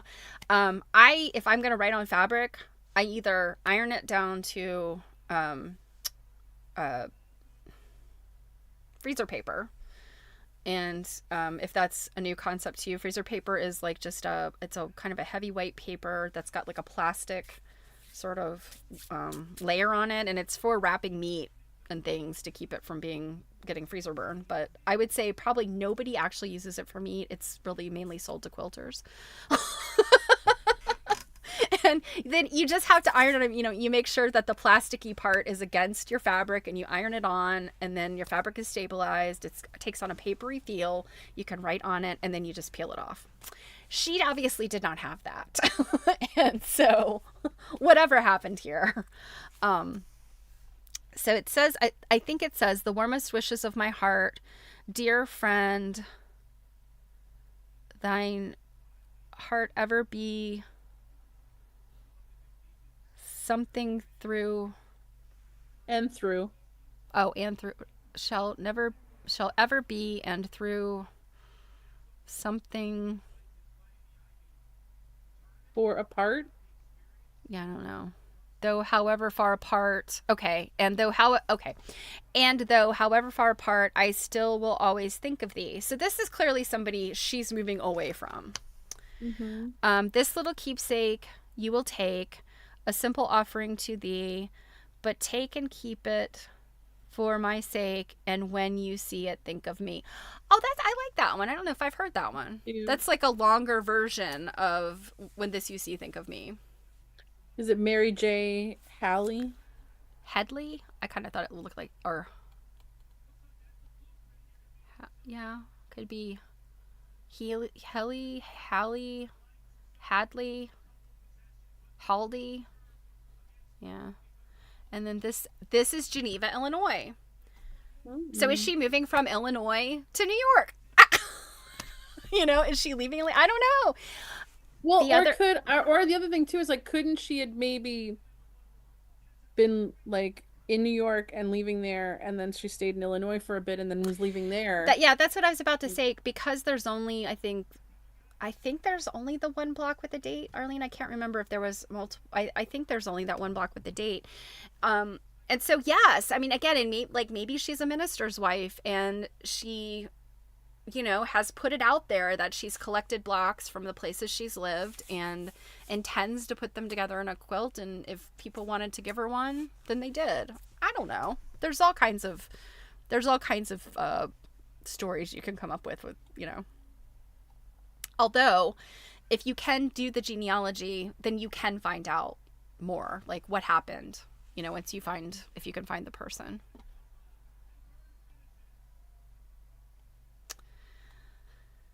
This one's very cool. This one's also kind of a stuffed situation, and this one Mm-hmm. definitely. I kind of squeezed Are these. are the stems and stuff embroidery? Yeah, It looks like a chain stitch. it's a chain stitch. Yep. And so yeah, these were definitely stuffed. They were, they had a loft to them. This part I'm sure was also stuffed. It was a little bit looser. Um, Mm-hmm. but look at this little fabric. That's so Mm-hmm. cute. That's like the Like, perfect center. it's like little mushrooms. Mm-hmm.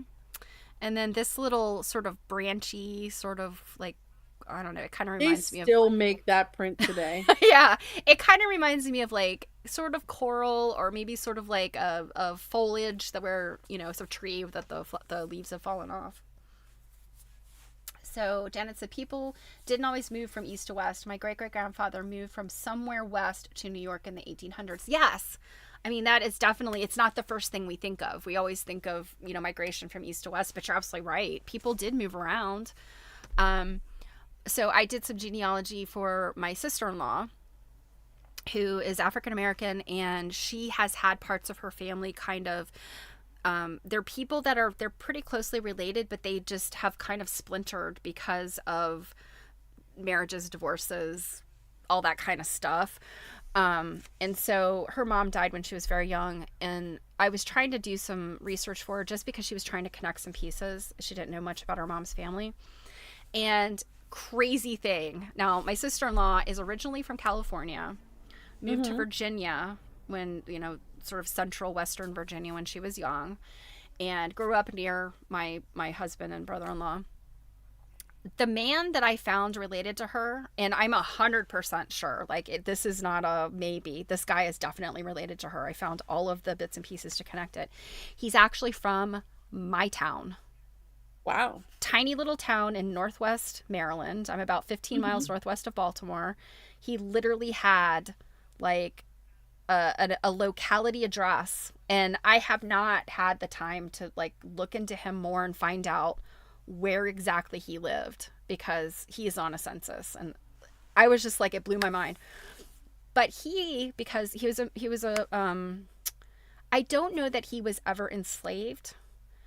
um I believe that one of his ancestors was. I believe that he was of mixed race based on Mm-hmm. what the information looked like. And he joined the railroad right after the Civil War. And so he moved around a whole bunch of places as the railroad was expanding. And in some cases, like he backtracked.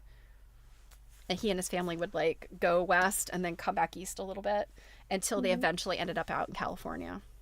It Hmm. was it was a really cool exploration, in her family. Okay. Did we read I don't think, did we read this one yet? No. Okay.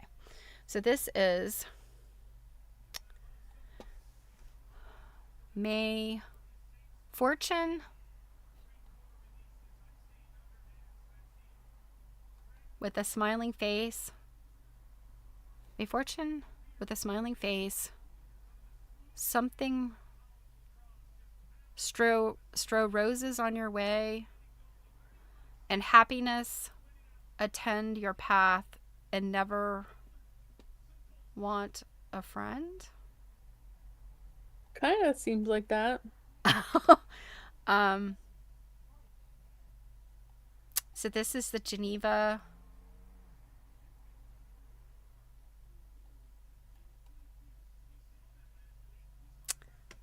Gosh, I don't, it looks like it says Geneva, but I don't know. Something with an H. Yeah, it almost looks like home, but yeah, I don't know. And did we say Geneva is Illinois, right? Yeah. That it looks like F something in the name. Yeah. That So looks like P, that F from before. yeah, Foriders forwarders. This looks like a P, at least. So Prunella, Pamela, Petunia. Mm. Yeah, it looks like they had a little bit of a gloppy pen too. Mm-hmm. This one might be my favorite. Oh, that's pretty. Yeah, look at this. And, I think these are slightly more ubiquitous fabrics that we have seen in other Mm-hmm. quilts. Um, but how fun is this? And to me, it looks like they either drew it out themselves or kind of freehanded this. Mm-hmm. Um, it doesn't look like it's copied from a pattern. And then look at this little piece Oh. of like braid. It's like braid or gimp. That Mm-hmm. at that time period they loved this stuff. They would outline, on the hems of dresses, on the backs of like jackets and coats. They would do these really elaborate um, things with this type of trim. But it's perfect if you have a little scrap of it just to make a little bow. So Mm. cute. Isn't it, Robin? I just think it's so adorable. It also makes things look more real. Mm-hmm. And this one, oh yeah, Arlene just reminded me, this one does have a signature. I was about to say this one doesn't have a signature, but it does. And it's very faint, but I think it says E something. It could be an M, maybe EM.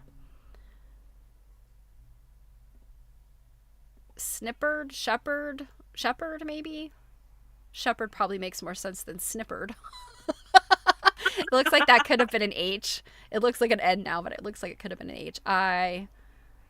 That could definitely be a P. That I'm sure is an H, and then ERD maybe, and then a shepherd. Maybe that dot Yeah, really isn't anything and it's shepherd. yeah. Yes, it could be, but it could be shepherd too. Shepherd. I don't know. God, I hope not because I know it's shipbird, but it sounds like shitbird, okay? Like Now remember, our dear friend, told us you gotta remember when you guys make fun of these names, they were not like they didn't have that modern snarkiness back then. That was a but very I would point out that just why we can sit here and assume they hated their name and they're gonna say they loved their name. They could have hated their name then too. indeed. Who was the We have guy? certainly As seen we were evidence of reading, people hating their names. what was the name of that guy? As we were reading, was it Bushrod? Was his first name? Yes. I'm sorry. I don't care what era you were born in. If your first name is Bushrod, it's insane. Oh, and I was trying to get the but look at this fabric is so these little fabrics are so That pretty. And looks this like a cute little emery. an emery. Oh, this you mean the Yeah. little Like a yeah. strawberry emery. Mm-hmm. Yeah. I just love this fabric because it looks kind of like a little 3-leaf clover, but then you get close and it's like, well, it could be turn it upside down. It could just be like a little like stylized fleur-de-lis kind of thing. I don't know. Hmm. I just love looking at these old fabrics, you know, because they're so. And this one, no, I was gonna say it for a minute. Was this one stitched at all on the machine? But this one's definitely all hand stitched. But look what they did. They used a running stitch. You know, they turned their edges under and used a running stitch versus like a blind stitch or a whip stitch that other people would use. Janet says that name came from a specific place in England. I looked it up for a quick minute the other day. Which name, Janet? The shipper or the bushrod? Oh, good old bushrod.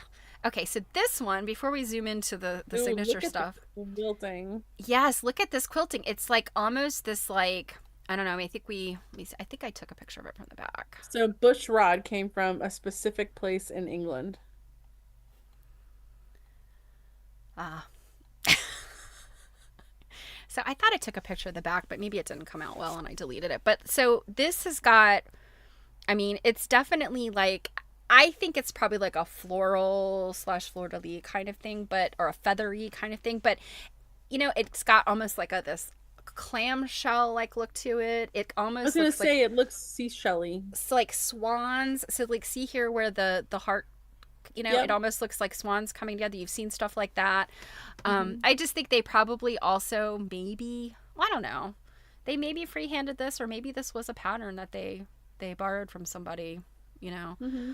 Um, but very very pretty to use this big space on the bottom to do that. And then this one says where hmm Where thou oh where thou go goest may thy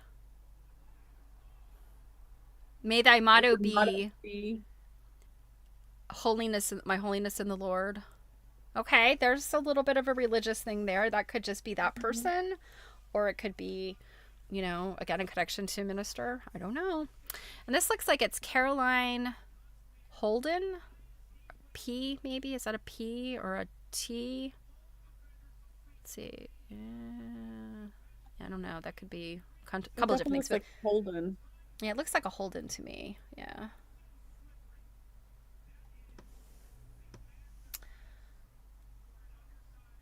Starling says, speaking of fabrics, I thought as a whole lot of 17 blocks are a lot of planes, checks, etc. Yep.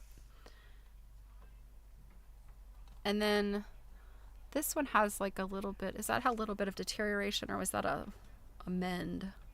I can't tell. Hmm. But yeah, this one's just so fun, and yeah, the you know these checks are so very interesting because look at this one. It's like a dark like purpley, you know, and when it's you know it almost gets into this like it's almost like a grayish black when it's Hmm. overlapped. We just don't find fabrics like this anymore. Oh, No. here's the closer look. Yeah, so Oh, so where that does look there like a little is bit of a mend there right in this here, picture. yeah, this is a much Mhm. more. You know what? It also could have been like the weave had a slubby bit there. What is the Um, slubby bit? where you've probably seen fabrics where they're often more loosely woven or are kind of not very fine fabrics, but also like homespun. You'll Hmm. get a piece of thread that isn't completely smooth. It'll have like a little bit of like fuzz. It'll be like a little, almost like a teeny tiny little cocoon on it. It looks like a little bit of fuzz, and it's just And that's called slub. a slub. Yeah, Oh. Dupioni silk. If you look at a piece of silk Dupioni and it's got like, you know, every few inches it's kind of got a little funky spot. That's a slub, and What is it's desirable sometimes because huh? it's interesting, and other times it's kind of like it's like knot holes in wood, right? Sometimes a knot hole can be a feature and be very interesting. Other times you're like, I don't want this big crater in my board. I think it's kind of the same deal. Caroline Holden. Okay, this I think is also very fun, very Hmm. happy. Did I take another? Let's see. Nope. I was talking, okay, and I didn't. I didn't get pictures of everything I said I was. All right, so this says a token of remembrance from your sister, Sarah. Not particularly helpful from the perspective that we don't have, we don't know what Sarah's, is Sarah married? She might have a different last name. Um, is she Sarah Dodge? I mean, you could certainly look for a Sarah Dodge. But if she's married, she might have another name. And the name Sarah, unfortunately, is everybody's name Sarah in the 1800s. Arlene says one of the local study groups, there's a gal that lives for these signature blocks, and I will be consulting with her. Yep. I bet you anything she's got the genealogical skills to pay the bills if she likes signatures. Now, I think this the one that's disappointing because it's so much there, but it's all gloppy. Yes, all bleedy. Yeah, so they used a crappy pen, which I got some information about. Most interestingly, I'll tell you that in a minute. So remember me, and this looks like maybe it's an L, um, or maybe that's just a little flourish. But you do have a name here, and it looks like Adelise. I don't know, Parish maybe, or could that be an Rrish? I think I'd be happy with Parrish. And then look at this. Whatever this says, is it CLA Clearwater something? I don't know. This looks like maybe it's Michigan. This doesn't look like. I mean, I don't think it looks like Illinois, or maybe it is Illinois. I don't know. This just looks like it looked like it could have been. I don't know. I don't know what that is. Hmm. Okay, Robin says last name Well, looks like Parrish. yeah, maybe the gal that lives for signature can read Yeah, stuff. yeah. Robin says Adeline isn't it Adeline, like a maybe. first line? Yeah, maybe. Yeah, I guess if that's an I, right? Leine. Yeah. So Adeline had a crappy pen. But this looks like probably friend. It also looks like pissed. I don't. This little something of respect. This little emblem of respect. My something friend I give to thee. I mean, this could be like one of those little common poems, so we might be able to like figure that out from little poem. What was on like the top of the block? Um, a lot more that you definitely can't read. I don't know.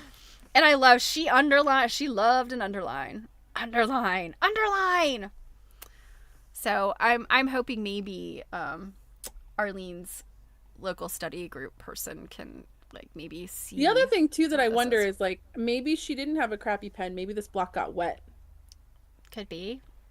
Um yeah. I mean that is also possible if like they did have India ink. Arlene thinks it's Michigan. Okay. You're But betting yeah, me with a trick, Arlene, yeah. do report back. Yeah, what I can say with like the tricks, and I don't know if it would work for this particular one, but sometimes if you can convert it, Clearwater, Michigan, yeah, that's what I kind of thought maybe it looked like, but is there a Clearwater, Michigan? Um, that you can, but you can do sometimes, and I feel like we've talked about this at some point somewhere at some time, but when you take a picture, try to get like a really well lit picture like this and then convert it to black and white and then play around with the levels of Hmm. brightness and the dark and light, and I think for the most part if you have a newer phone, with the image editing, it should have something like that in there, and then you can find like the differences in the variation of the dark colors.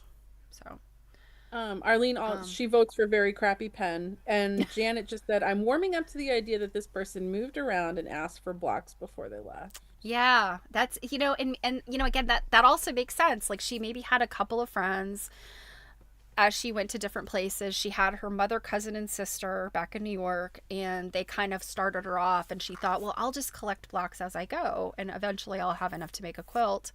And unfortunately, she never did. Well, and we do, I mean, Or she had too many. These were her least favorite. So can you imagine what the good ones look like?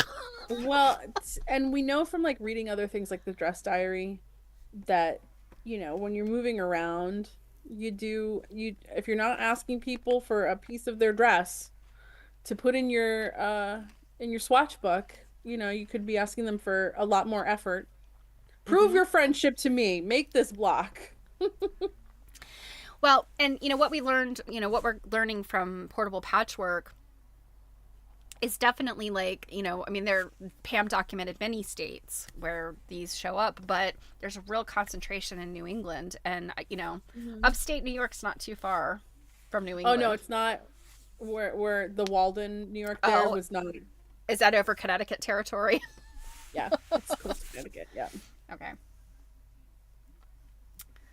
Oh, Janet says, I think the book colored my thinking. Yeah, I mean, but, I mean, I guess from the perspective of, does this set of blocks add a different dimension to Pam's research?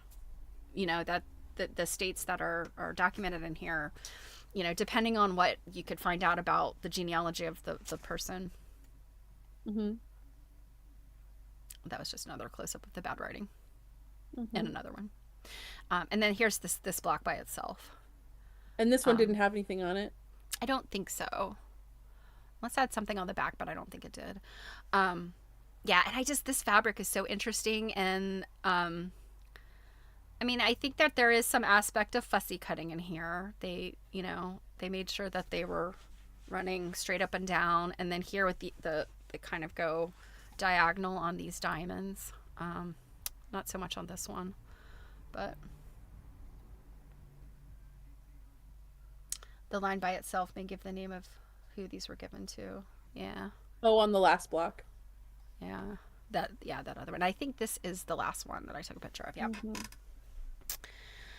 Wow. So, yeah. And That was a very fruitful purchase, Arlene. I know there's a lot there, and I think Arlene said that genealogy is not her expertise there, but I mean I think there's lots of people in your guild or they're the California project and all that stuff who somebody knows how to do this, and I bet can find these people, and Hmm. that's what's so exciting, right?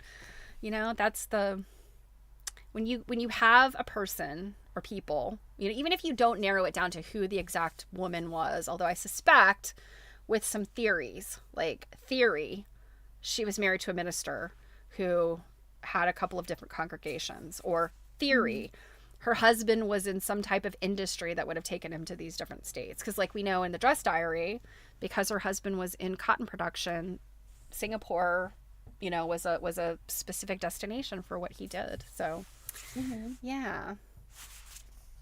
Yeah. Yeah, I'm excited. You're gonna have to keep us in the loop, Arlene, because I'm just so super interested in what comes out of these, because they're just so cool, in a lot of different ways. Yeah. Oh, Yes, and they were Iva's favorite. this particular one. Yeah, my mom took a couple Oh. pictures of this one because she's like, oh, I want to make one that looks like that. Hmm. And oh, the other thing that was interesting that I didn't really talk about this is the question: were these supposed to be on point, or so like this one, the way it's signed, you could Hmm. see like it was maybe meant to be on point instead of just straight up and down. Hmm. But in this one too, maybe, yeah, the quilting pattern on this one makes sense that it would be on point. But some of the other ones don't, and some of the other ones have the signatures in weird places. So I also kind of wonder, like this one's obviously supposed to be on point. So Hmm. I kind of wondered, what did she give any kind of suggestions, or did whoever decided that these were going to be a thing, whether she was asking for them or somebody made them, was like, hey, let's do this nice thing for what's her name. Um, Hmm. did they give that as instructions? Like, make this so that it can be on point, because the sizing on these is pretty close. Yeah. So, yeah, for the most part, I think, this, Janet asked if this yeah, particular one is pieced or appliqued. it's applique. Yeah. Hmm. And not Yeah. with 300 stitches per inch. Well, and this is also, I mean, it kind of looks like a whip stitch in some places. I think that this one's probably a whip stitch. Sometimes it's like a blind stitch. Um, yeah, but this one also, it's another one where it looks like little branches of coral. They Hmm. loved those like amorphic shapes. I think we probably And do yeah, like they today. even tried when they like laid this out to keep the pattern Yeah, yeah, that running right. That's what I continuously. said. Like, yeah, they've got definitely, there's an aspect of fussy cutting is what I'm saying here. Well, I would actually call some of this not just fussy cutting, fussy laying, Yeah. where they tried to make it look, it almost kind of like if you look at it and kind of like let your eyes like relax, it almost kind of looks like reverse applique because things look Mm, so kind of mm-hmm. continuous. Yeah, this would be an interesting pattern, like if you did multiples of these to see what kind of like the negative space, if like a secondary pattern develops, because you do have this, it's almost like a star here.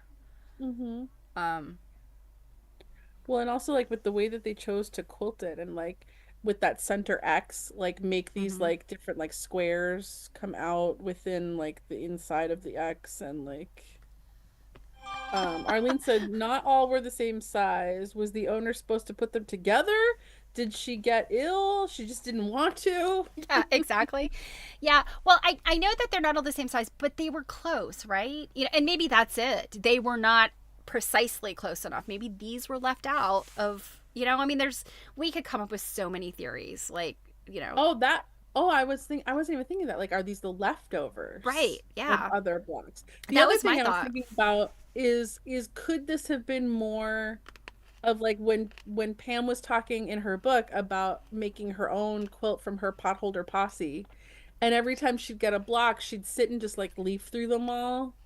Like, I'm almost thinking like, was this almost meant to be like, obviously not, but in our today's standards, like a soft book Well, where I you just mean, kind of leaf through your friends. I think that's entirely possible that she wanted this, or yeah, she wanted this as a keepsake, but not necessarily a quilt. Hmm. Particularly I guess the part that is like kind of not confounding me, but that I have the most questions about is how did she end up with all these blocks from people in different places? And I mean, it had to be like she was traveling for some reason and staying there long enough to have friends or acquaintances. And, minister's wife makes so much sense to me just from things I've read. But I mean, we also have the Industrial Revolution kind of right in here, Hmm. where, although I don't know that New York, Illinois, and Michigan were necessarily like what, I mean, he wouldn't have been like a fabric and textile person like in the Dress Diary, like that her Hmm. husband was. So it's like what kind of industry might have taken a man different places like that? I don't know. There's also just the fact of since these are from all these different places, it would have been much easier for these to travel in their current form than as a big Mm-hmm. quilt.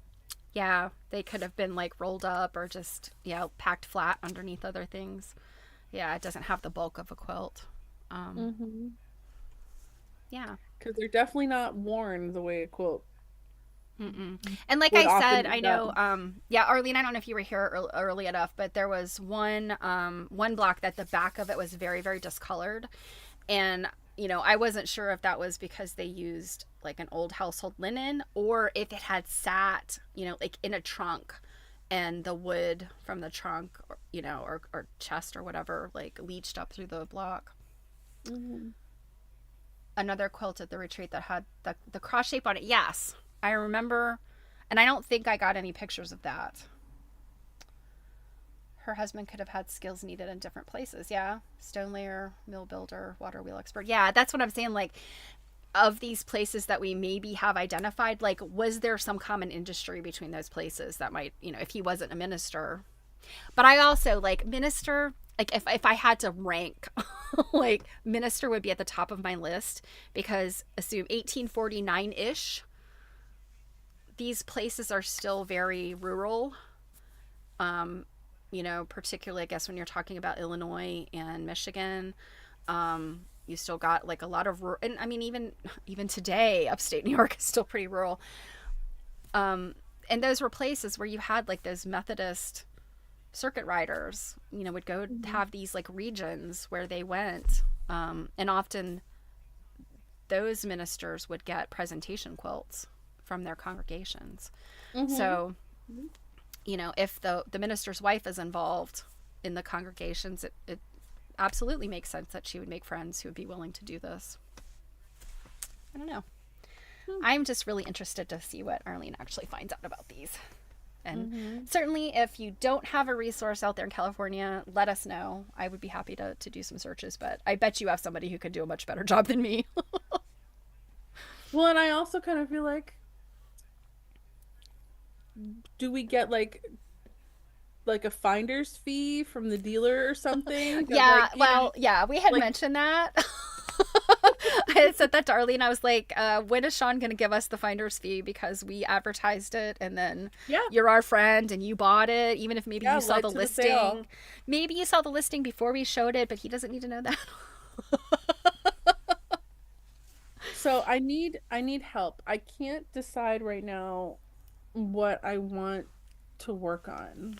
Oh, well, So I can go into like just the other room here and kind of organize some shop things because on Monday I'm going to be buying some things. oh, I cannot Um, wait. I yeah, cannot so wait for that. Robin, I could work on EPP, but I was thinking about working on something more substantial. I could also go up into my sewing room and do some more organizing up there.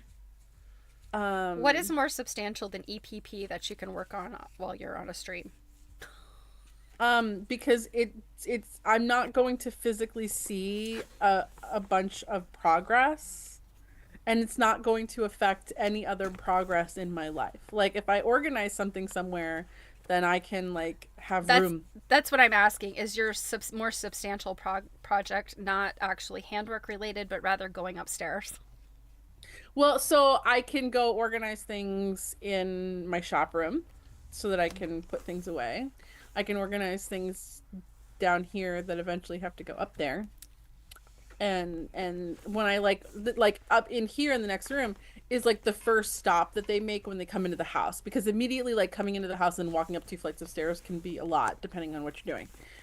So they tend to take a rest in here. How long that rest is a whole different story. Oh. Um, but yeah, or I can I'm sure like Sunday's like, we had a table in here. no, because in that room, the table that's in there is just like a temporary folding table thing. There was never a Oh, table oh, in there. okay, okay. Probably on purpose, so that it doesn't become like a crap table. LJ says she knows you like organizing. You did enjoy that last time.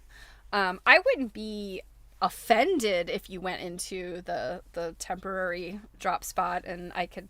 You don't have to unfold quilts necessarily, but move them around a little bit. Do that again. Do that again. You'd like me to do what with them? Move them around a little bit. Yeah, just well, and in that room is more than just quilts. There's like sewing tools and stuff too. I'm gonna say like 99% of that stuff you've probably seen, but because I'm going on a trip and I'm gonna be like bringing things back, I need room. I cannot wait to see. So yeah, How Jill's much got money I spend? Jill's. Yeah, exactly. I always like you spend. I live vicariously through the money you spend, All right. on your inventory. Yeah, let me turn off my stuff for a second while I relocate. Okay, well then our friends can watch me thread a needle.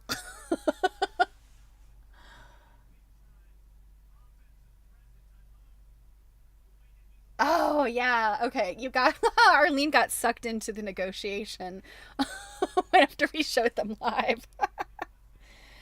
Well, nonetheless, I feel like Sean should definitely, you know, give us a shout out or something. I don't know. I don't know him, so anybody who knows him needs to let him know. Oh my gosh, I normally can thread a needle so much faster than this. Okay. So the interesting thing about this pattern, this Violet Craft pattern, is so I showed these background shapes. Um, and the way I do my English paper piecing is just a little swipe of glue from a glue stick. And then I do just the stitching on the corners. So you float the thread across and then you just do like a little whip stitch on the corners. And that works really well for shapes. No bigger than this. Like this float here is kind of long for me because it's, it's not stuck down super tight. It's not a big deal. But what I discovered is I had to go old school on some of these because they're so big. And that is a beautiful thing. But they're so big that there was no way other than glue basting I was going to be able to get these to stay, you know, ready for stitching. So I literally stitched right through the cardboard, or this is like a glossy cardstock. So for a very long time in teaching people how to do English paper piecing, I always said, do not stitch through the paper because it hurts your hands, But I did have to go old school on this. And one of the reasons why today we don't necessarily, just on smaller shapes, we don't have to stitch through the paper is because we have cardstock. But back in the day, they were not necessarily using like a strong, they were cutting up their letters. And so, to keep the integrity of the shape, they had to stitch through. Otherwise, it would be all floppy. So, look at that. There's quilts behind you. It's funny. It kind of looks like I'm in between two rooms with this line right here. Uh-huh. That's a fireplace. Ah, And then okay.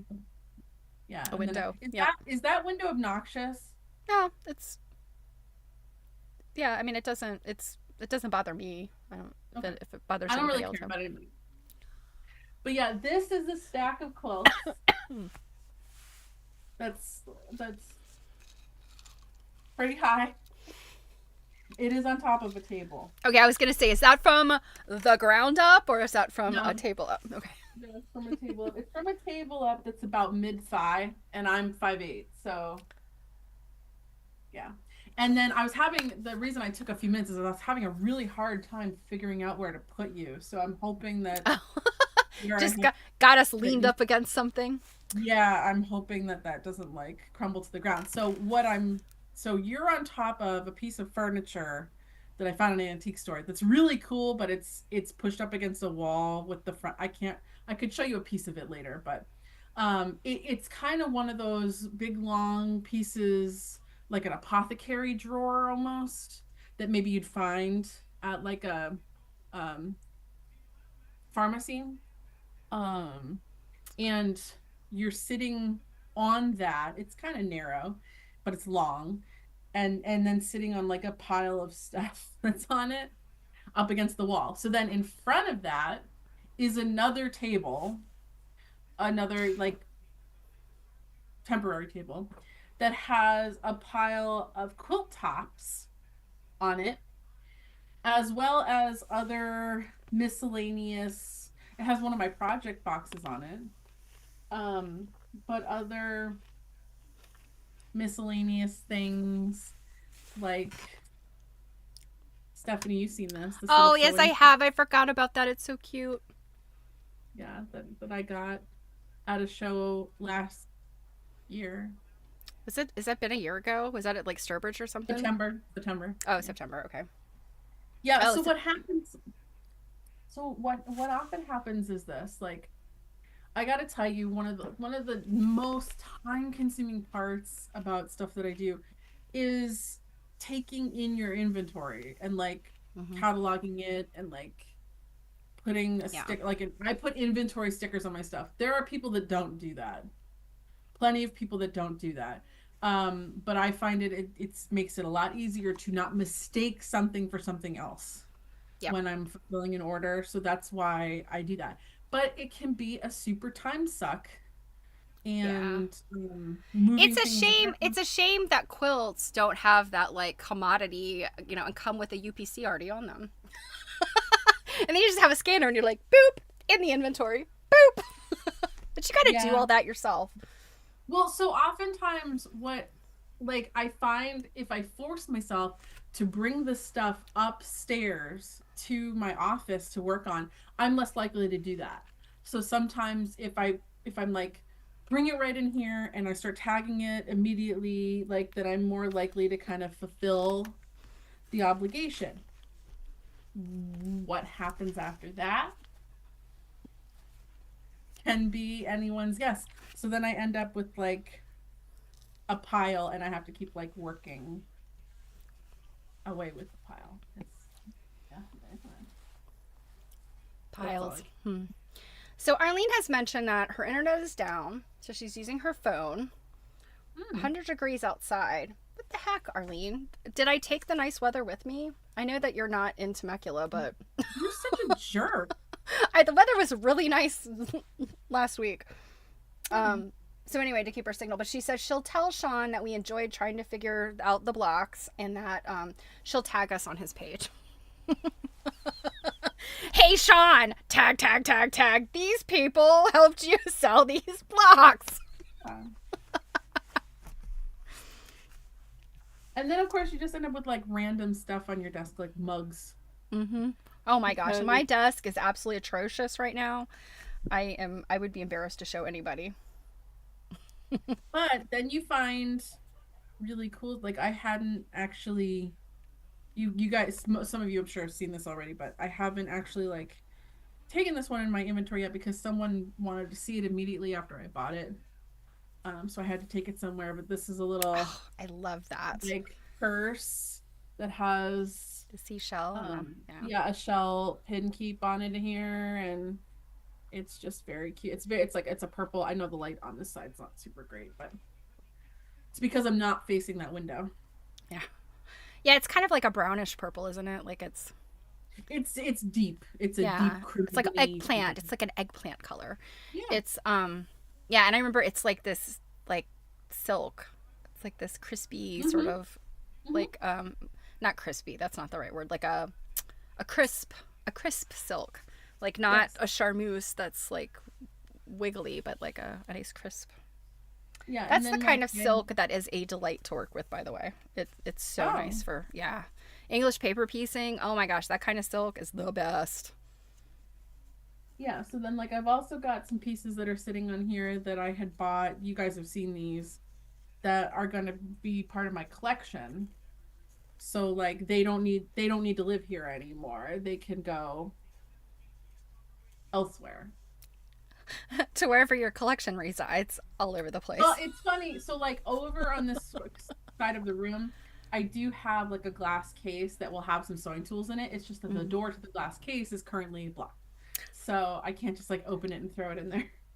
You do have some nice like what they're like china presses or china cabinets that have like in your Hmm. hallway and stuff that Hmm. I so my mom has a full-sized one. Hmm. Um recently she had an incident. So way back in the day when she first bought it, I think I'm listening. I was very young. Hmm. I don't like I have no recollection of us not having this piece of furniture. But it's one of the ones that has the curved like the bow front, so some of the glass is curved. Yep. And way back then, I don't know if it was when she bought it that they had replaced it or if there was some kind of accident when after she bought it. I suspect that where she bought it from had replaced it. One panel. And then, I don't know, 45 years later, she leaned something against the wall, like the corner of the wall where this cabinet is kind of catty cornered in her kitchen. And I think it was like the vacuum cleaner the wand part. She leaned it up against the wall, and somehow it went clunk and cracked another one of the Oh, panels. Yeah. So she's got to have that another, like, the bow front glass put in there. However, it's a beautiful piece. One day I will inherit it. And you better believe it is going to be filled to the brim with my collection of smalls. But about a year ago, I was watching an auction, and a half-sized one came up. oh yeah, that's what I've got upstairs is a half size Oh one. my gosh, that is, and I realize like they're out there. I realize that it's not something that's so rare or difficult to Dude, find, but Facebook Marketplace. yeah, I'll have to keep an eye out. I just like right now I don't even know where I put it, but that's what I want. And kind of raise it up on like another piece of furniture and then be able to put the littles in it. I also have like all kinds of things that I've purchased to like display Hmm. things in. Yeah, Um, I believe our friend was you purchased some items and was giving. Yes, that was one of them, wasn't it? no, this is older. Oh no, you purchased glass stuff. Yeah, I purchased, well, it was like a not glass, more like a porcelain type, Okay. I think. I didn't examine Um, them closely, but yeah, they were lovely pieces for just displaying and taking pictures and stuff. Here's something that I don't know if you've seen, I can't remember, but when we went down to Louisville and I turned that into a buying trip and I stopped in Pennsylvania first and I went to Pittsburgh. Hmm. And I did go specifically to see someone to buy quilts from them, but then I also hit some antique stores. One thing I found that I just love is this antique doll stroller. Oh my gosh. No, I have not seen that. And I bought this purely for display because it's small. And the goal I think I have, because I think it'll fit, is right now it's just sitting on a table here, like a side table. Well, actually, shockingly, it's sitting on one of those side tables that's actually like a display table that you like lift up the glass. Um, but my thought is, do you remember up in my sewing room, I have that shelving along the ceiling? Hmm. My original thought, because I don't know, there's a part of me that thinks it might be too wide, but if it fits, I was gonna put it up there with a doll quilt hanging out of it. Yeah, that's what I was gonna say. So use it as a display for a doll quilt or doll quilts. Although I guess if it is too wide, I could just put it on the top of one of the bookcases that are in front of that shelving. But yeah. There was an auction of a woman that she was a prolific collector of many things, and it was in this like really strange house that she lived in. And my guess is like her husband had passed away, or I mean, it could have been a vice versa situation. It could have been the wife passed away before the husband or whatever, and whoever was the last living spouse, I think, was then why everything in the house went up for auction. And it was a very strange house. One room had many, many mounted deer in it. And I remember walking in and I was like, oh God. And I think they said, the auction place said, yeah, the deer are not going to be, they're not included as part of the auction. The family Mhm. wants to keep those. I was Mm. like, of all the crazy crap that these people had that you're going to keep the deer heads. The lady she had like Fenton glass stuff. I think I got one or two pieces of Fenton glass that were like, I think I paid like $5 for one and like $1 for the other one. Mhm. I picked up my one of my sad irons I got from her, like Mhm. again $1. Nobody wanted those. And then my coal burning iron, I got that from her collection. But what she had that was really amazing, and I didn't bother to bid on any of it because the people were like, it was a bidding war, was all of these like child and doll things. So like children, little tiny children's rocking chairs, little Oh. doll buggies, doll cradles. She had a couple doll houses, and then of course she had all the creepy weird dolls that went with them all. Um, but yeah, the the furniture, the doll furniture, and the children's little things, like little ironing boards, like little play ironing board, like all that kind of stuff. And I just the one day that I went in there to pick up, because I think they did it as two separate auctions, like over and it was over like a month's time. Mhm. And so the doll house room was in the second auction. So when I went to pick up my first items, which I think was the Fenton glass, the doll room had not been put up for auction yet, so they were letting people look, and I was just like, look at all this stuff. I love doll stuff. I don't love creepy dolls so much anymore. Mhm. I used to collect Mhm. creepy dolls, and I'm like not so much into those anymore. But all of the furniture and stuff was so fabulous. And I just, yeah, that's one of those the cool stuff that got away. You know, I I want do to know. say, I want to say she had one of those, and I think they're very collectible, very pricey when they're in good condition. It's almost like a little push along thing, like that a kid would like sort of sit Did on it. you The just animal, pretend like, like you were riding the? but you know what I'm talking about. It's like some kind of little animal. Like I've seen a sheep one, and it has Mhm. wheels like on its feet, or it stands on a Mhm. platform that has wheels, and like a child could literally ride it. And I've seen ones that were weird animals too. Um, I'm trying to think, was it a pig? It's one of the antique places that it might be in Adamstown that you and I have shopped. They have one Oh, that's a pig. okay. And it's in like really good condition. Like clearly the child never got to play with it because it Oh, doesn't look like it's ever, you know. And like the ends of the pig's feet, the hooves have wheels. It's yeah. I think she had something like that, and I think it was a sheep. Um, but those things are like I would assume that they probably don't survive very well if children are actually playing with them. hmm. So anyway, stuff like that is interesting. Yes, ma'am. Yeah, Arlene mentioned a little while ago that she does thread basting. Yeah, I don't like and I know you do it, Joel. I don't like glue basting. I just Okay. don't like it. Well, fine. We don't have to be friends. No, it's just they're harder to remove. Okay. Weirdo.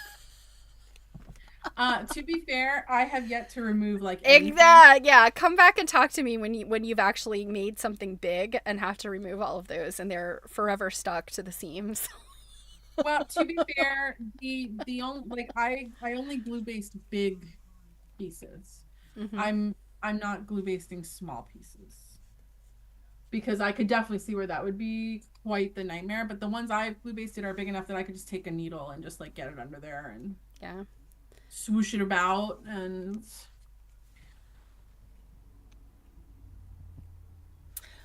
So Arlene says she has her grandpa in Ohio was a hunter, and you have two of his deers hanging out with us, one from the 30s and one from the early 80s. So I get that. I mean, I'm absolutely not against hunters. I think especially in situations where hunters like, they taxidermy their prize and then they use the meat. I mean, I know lots of hunters and even in my own family that do that. Um, I just think it's creepy when you have like 12 of them. you have what? 12 of them. I don't think they Um, had that many, but I'm literally picturing walking into this room and there were like maybe like five on one wall and then there were like a couple more over, like one hanging over, like this one room they had like really high ceilings, and so there was one like hanging over the door, and then like taxidermy is cool. um I really think like Victorian taxidermy is fascinating, even though it's like all arsenic and lead and stuff, but so like you can't handle it. But yeah, I think it was just the multiple deer, and they're all like staring down at you, like judging you. that was creepy to me. And again, like there had to have been some kind of sentimental aspect to them because all of the really interesting things that this family collected and their descendants wanted to keep the 8 to 12 dead deer. I believe there may have even been, and those of you that grew up in a redneck town like I did will be familiar with the deer hooves that are shaped like this, and they're mounted to like And it makes a gun rack. Yes, the deer hoof gun rack. Well, you gotta give credit to people that will use all of the deer. Like, there's Mhm. literally nothing left, and they've used it all up. I mean, that's responsible hunting. That nothing goes to waste.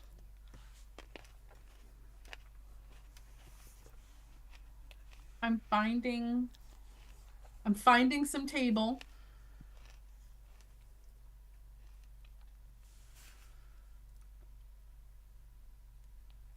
So Robin says two friends have husbands who are avid hunters. Both of their houses were full of taxidermy. One of them even had a rhino and a couple of other animals from an African hunt. Oh my god, that's big. How do you? Oh my gosh, I can't even imagine what um the customs fees are. I'm bringing my taxidermy rhino back. Because rhinos are like, aren't they the size of like a small car, like a Volkswagen Beetle or something? Wow, that was oddly specific. They sold all of the animals. Oh wow, Shield Sporting Goods. Okay. Yeah, I mean I know like so out here we have like Bass Pro Shops and Cabela's, We and have those they too. they have a lot of like taxidermy stuff. Yeah. Um yeah, my mom was telling when we were at the retreat, my mom was telling a story about her friend who's a good family friend, and her husband would go hunting, and she would make like venison stew and things like that.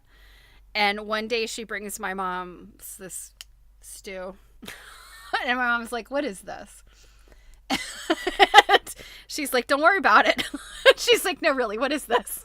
Was her friend Jeffrey Dahmer? Like, No, but my mom is like weird like that. Like my both of my uncles, especially my one uncle, he is an avid hunter. He and his son, and like my cousin makes like beef, or not beef, but venison jerky and sausage, all kinds of stuff, and he's very good at it. So like he seasons it properly. It isn't like eating some gamey old like nasty meat. So they're very into it. But my mom has just got this thing about like she doesn't want to eat critters. Like a deer she is a critter. yeah, she's like, it needs to come from the grocery store, or I'm not gonna eat it, or from the butcher shop. And so she will avoid at all costs eating stuff like that. So of course our family friends like, don't worry about it, eat it. And she's like, isn't it good? And she's like, well, I mean, it's okay. I'm not recognizing the taste though. It doesn't taste like beef. It doesn't taste like pork. It doesn't taste like venison. It was bear. He had killed a bear. And she had like bear steaks and bear roasts and bear shish kebabs. And so she had made a stew. And now I remember playing on the rug that they had made out of the bear when I was little. I would lay on it, like, and like put my head around its head and like put, and the claws, like it had the feet and the claws and everything. It was wild. Okay. So we have some more information here. um, so Janet suggested probably just the head of the rhino. Robin said the rhino meat was used to feed locals, and then they had the rhino shipped home. No, it was the whole rhino. Well, it's good to know that the meat, like that's the thing that makes me like, you know, as an apex predator, we can kill animals, and if it's for food, like if the meat is used for food, I'm okay with that. What I am not okay with is people killing animals and just being like, look at Be my right back. trophy. Be right back. Someone has had the audacity to ring my doorbell. Alrighty. So LJ says there was a Tom Bullock farm in northern New Mexico with every species of antelope. Yes, deer, walrus. Oh my goodness, full scale water buffalo. Wow. Yeah. Oh my gosh, Robin, your grandparents had a polar bear rug. Now, here's the interesting thing I've heard about polar bears is that their skin is actually like dark colored, like black. Like they have like melanin like in their skin, and so their fur is actually like sort of I guess, I don't know, reflects that, like I'm fascinated by things like that. um, I'm curious to know, was it soft? I feel like polar bears are probably like a regular. I think this was had to have been a black bear that this rug was made out of, and it was very coarse. Like it definitely was not soft. Like there was, I think like around its ears, like dogs and cats will have that like super super fine soft ear, around its ears.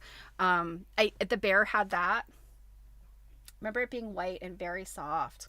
Oh, so I wonder if polar bears like I know some animals will have those like guard hairs that are very coarse, and they can either shed that depending on the yeah, how does a pillow, right? Because it's you just lay your head against its head. So I was it really was it a spam call? But they rang your doorbell. no, like I don't understand this like new thing that they do where like whenever you have like some kind of company doing work on your house, they solicit your neighbors for work now. Yeah. I don't I really it was a pest control guy. Um and he was just like, yeah, so I'm working on some of your neighbors, and I know that like everyone has ants right now because of the season and blah. And like we're doing a deal if like we can treat you guys today. And I'm thinking, if you're doing work on the neighbor and it's already 4:27 and the business day ends at 5, like you're trying to tell me like you're gonna do all this work here for half an hour and um Well, he's pretty much expecting a no. well, I you know what I kind of you know what I just said? I was like, oh, I'm not the homeowner. Thanks, bye. I'm just house sitting. Like, and then he was like, well, when are they gonna be back? I'm like, not till late tonight. Well, what time? Like 8? And I'm like, That 8? is none of your business, sir. Well, I'm also just like, yeah, later than that. What who's having pest control on their house unless it's like some serious thing done. And then he was Well, like, okay. yo, and then he was like, I feel like there's some spiders out here. And I'm like, yes, there are spiders on the outside where they're supposed to be. Yeah, that's Yeah. Janet. That's what I said. I'm like, do you have a card? Because he was even like, well, does he have pest control? I'm like, yep. But if you want to leave me your card so you can leave. And then Yeah. he looked so like flabbergasted because he was just like didn't know it. And he's like, well, have a nice day. And I'm like, I would have been like, you know what? The homeowner's an entomologist, so he's really happy with all the spiders and ants. This place is chock full, and we want to keep it that way, okay? You're doing me a favor by exterminating at my neighbors' houses, because then all the ants and the spiders are just going to come over.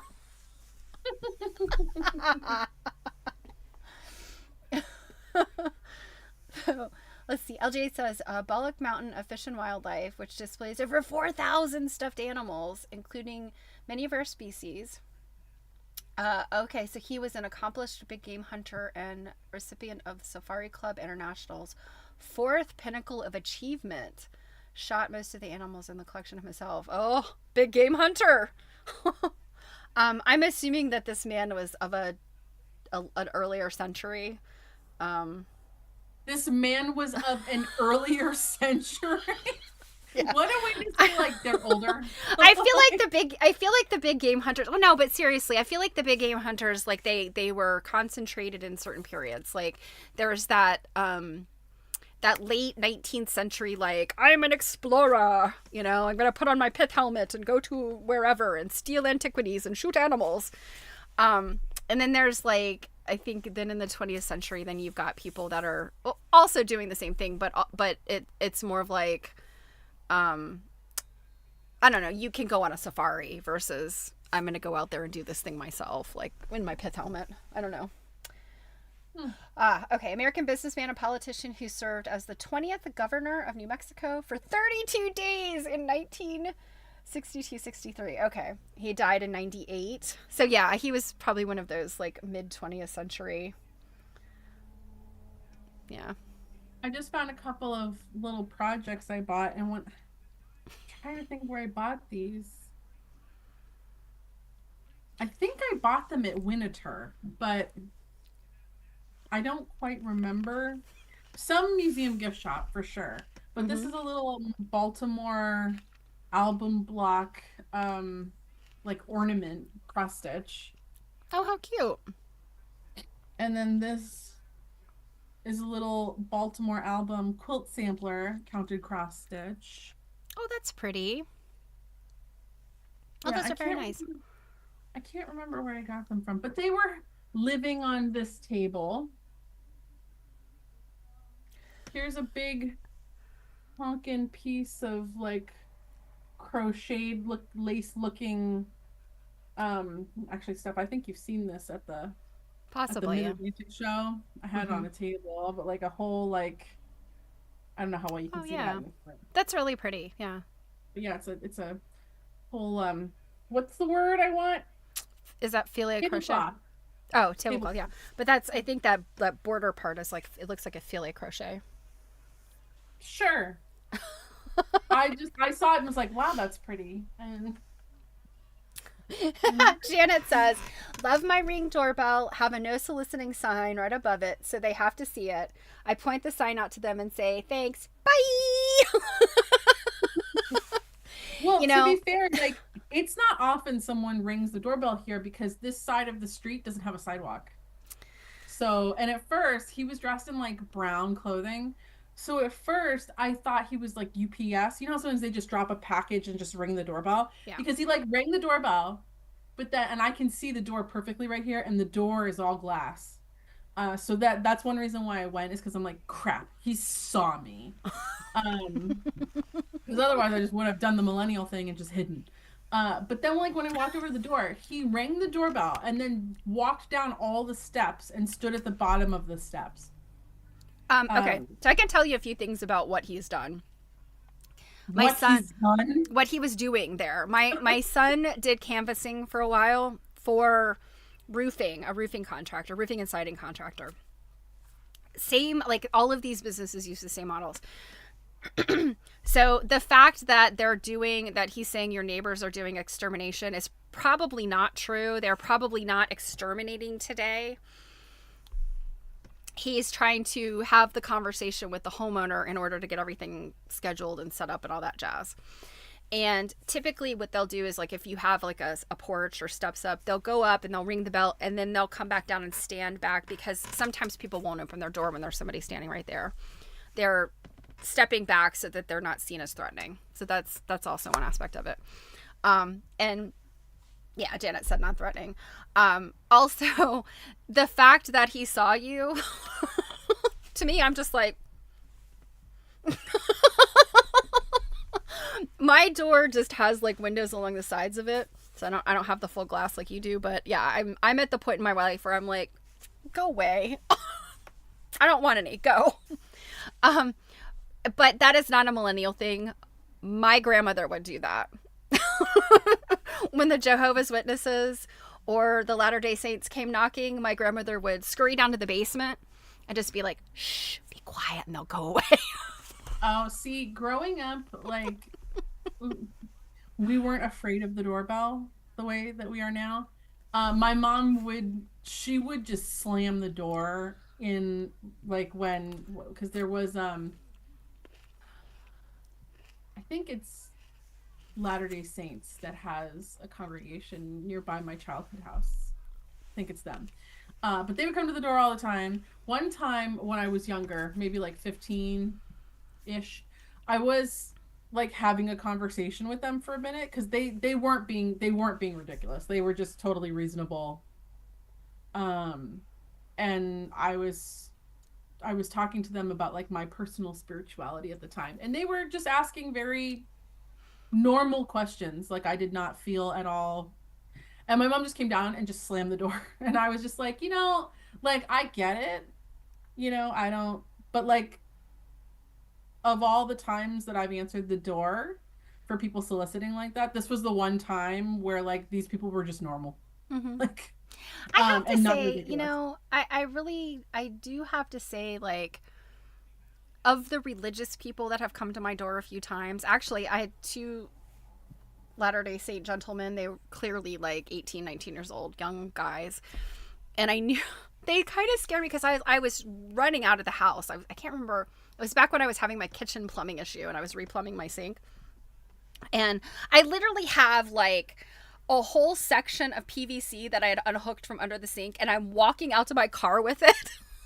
I came out my side door, and they were It at looks my like front they're door. like robbing the I mean, house. seriously, it looks like I was stripping piping out of the house. It was plastic, but had it been copper, I'm sure like the cops could have been called. So I'm on the side of my house, and then I see them. They have, and I wasn't paying any attention. I don't know if they knocked loud enough for me to hear or not. Because we have one of these doorbells that you like. It's old fashioned. Like you have to pull this little lever, and it goes ding ding ding ding. Most people don't understand it or don't realize what it is, and you also have to open our storm door to get to it. So most people just knock, and I don't hear them. So anyway, long story short, I go out there, I'm carrying this thing, and they're at my front door, and then they're like, "Oh, hi," and I was like, "Oh, hi," and I knew right away they were Latter-day Saints. They had the uniform on, and I was like, "Guys, I am so sorry. I am on my way out. I can't talk." And so the one guy said, "Well, can you let us know when you're coming back so we can pencil you in to come back by?" And I was like, "No, please don't." And he's like, "Oh, okay."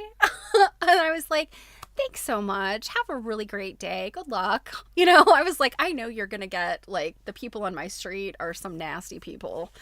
And I know they were going to have doors slammed. So I always think it's like, I don't want to hear about your religion. I respect the fact that it's your beliefs, but I don't think that you need to be nasty to people.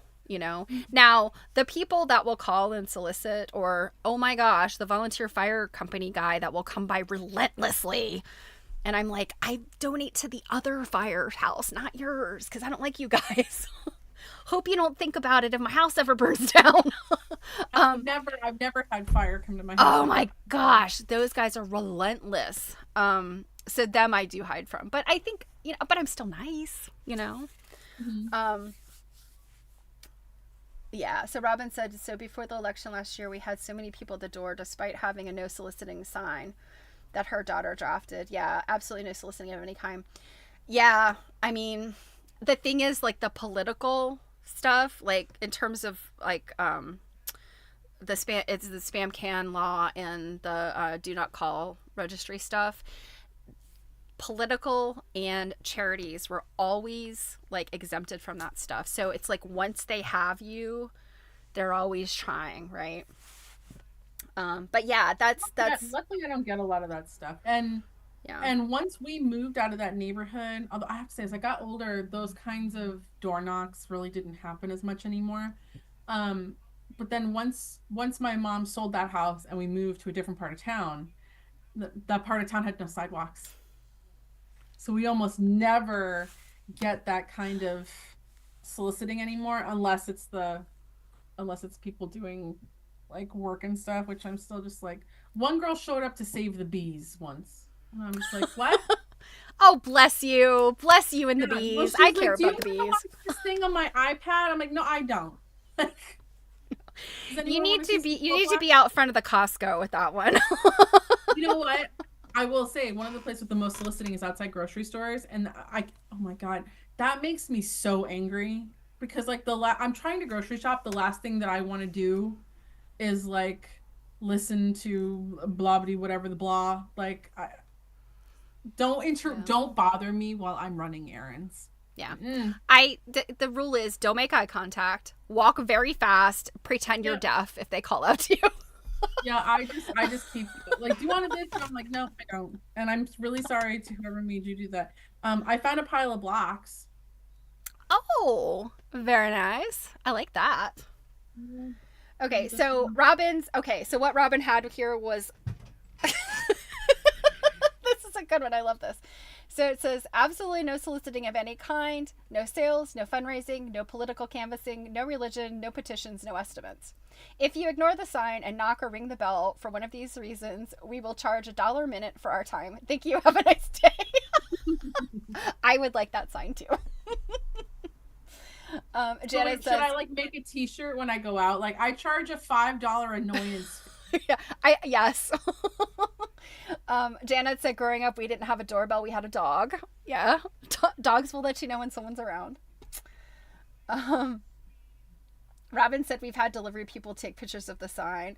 Had an Instacart person ask permission to use the sign, but I told her to go right ahead. I love that. A tea. Mm-hmm. Gotta love the temperanceness. Yeah.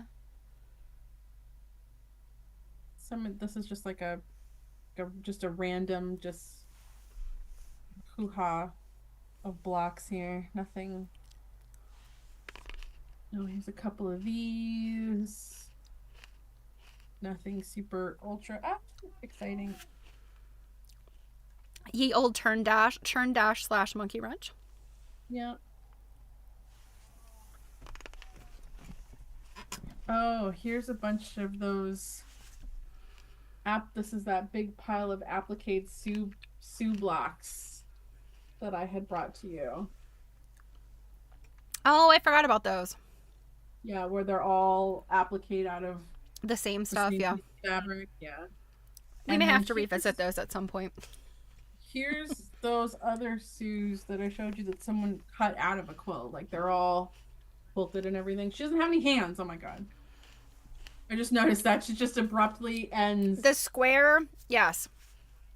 And Somebody then gave I me. don't know what this piece is supposed to be. Is that her bosom? Like, I think it's the other. so her shoulder comes all the way. Like, Yeah, because that's rounded. So, like, what part of the arm is that? that's what I mean. I think she just got a breast lift. So that chopped off hand, somebody just gave me some blocks that were in progress with the chopped off hand. So that was a pattern. It had to have been a pattern, or somebody started making them and everybody copied it. I don't know. And then here's a project box of something I've been working on for quite some time.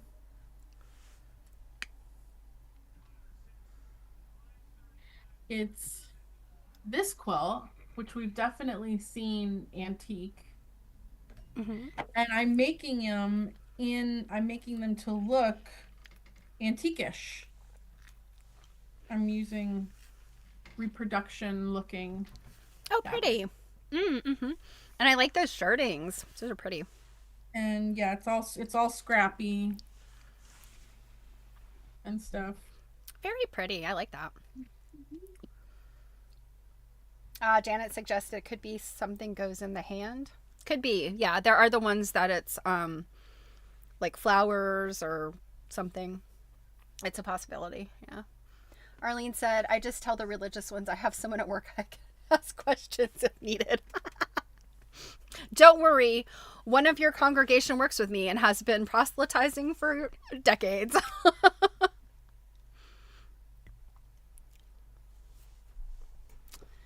I'm just looking at that mountain of quilts.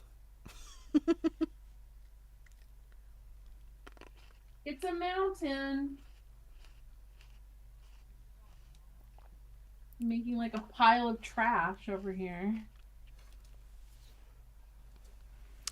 Yeah, I have my little area that I piled things up in front of my window unit. And since it's getting to be time, I need to go clean that out.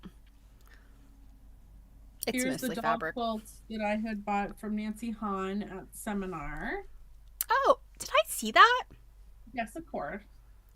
It's totally not ringing a bell though. But It's you a little totally did. It's a little log cabin. Oh. Well, now that I'm re-seeing it, I'm loving it. It's very cute. Well,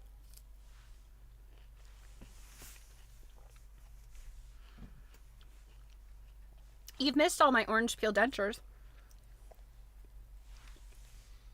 mouth guard. Orange peel dentures. If you use the tip of your knife, you can carve teeth into them.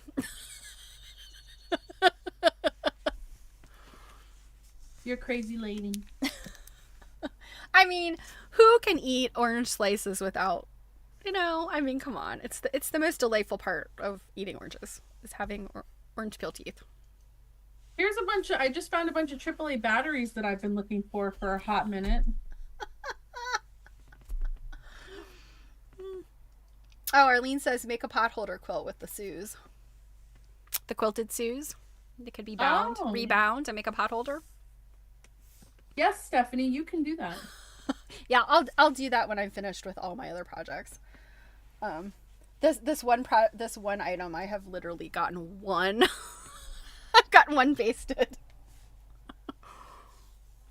In my defense, I was manning the mouse for a while. You were manning the mouse. Yeah, when we were looking at, I couldn't just sit Oh, back and oh, stitch because I I'm like, what mouse? my very large mouse toy that you can ride. I believe it.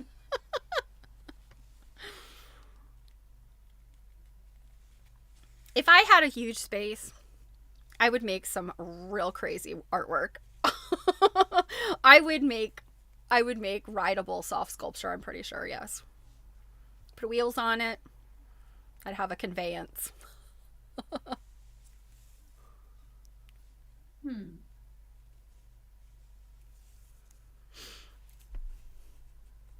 So you're at that point where you're like, I don't wanna do this anymore. No, Stephanie made me come in this room and I don't want to do this anymore. no, I'm just kind of thinking like, what do I move to wear next? Um, is all.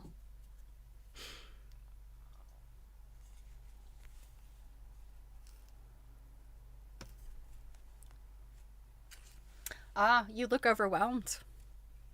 I do? Yeah. Well, no, I'm just thinking. Yeah. That's just her face. I have to tell you guys, I Jill suffers from something I too occasionally suffer from, the RBF.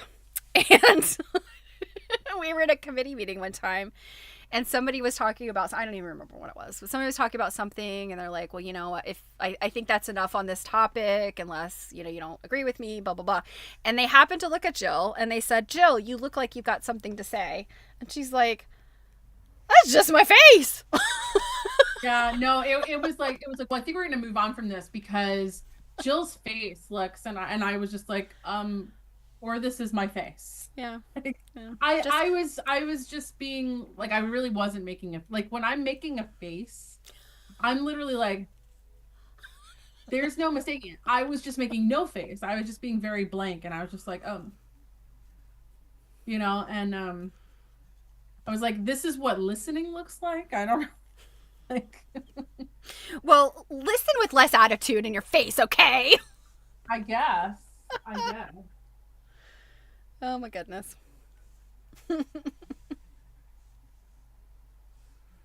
Hmm. I wonder what goodies are in this bag. You know, that's a dangerous thing that I do is like bring treasures home in a bag and never take them out of the bag.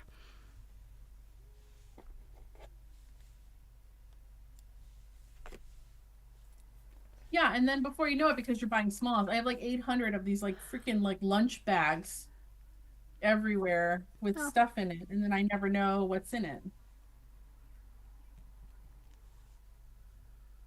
what a terrible situation. How awful to be saddled with that. It's this is a little piece of glass that I bought Oh that yeah. a little basket with Is it like a two is it like a little sugar cube or like toothpicks or I don't know, or what to could you hold a salt and pepper. salt and pepper? But yeah, it's glass, and I probably bought it with the idea of making one side a pincushion Ah, yes. and having one side hold tools. Yeah, how's that been going?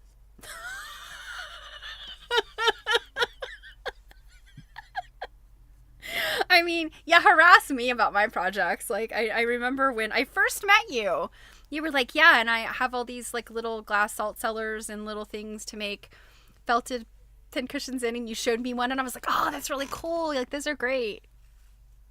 I definitely have some done, like, but it's so time consuming to needle felt, all those things. Although to be fair, I usually do them while I'm like watching like a movie or something and I'm up in that room and I just haven't been doing that up there.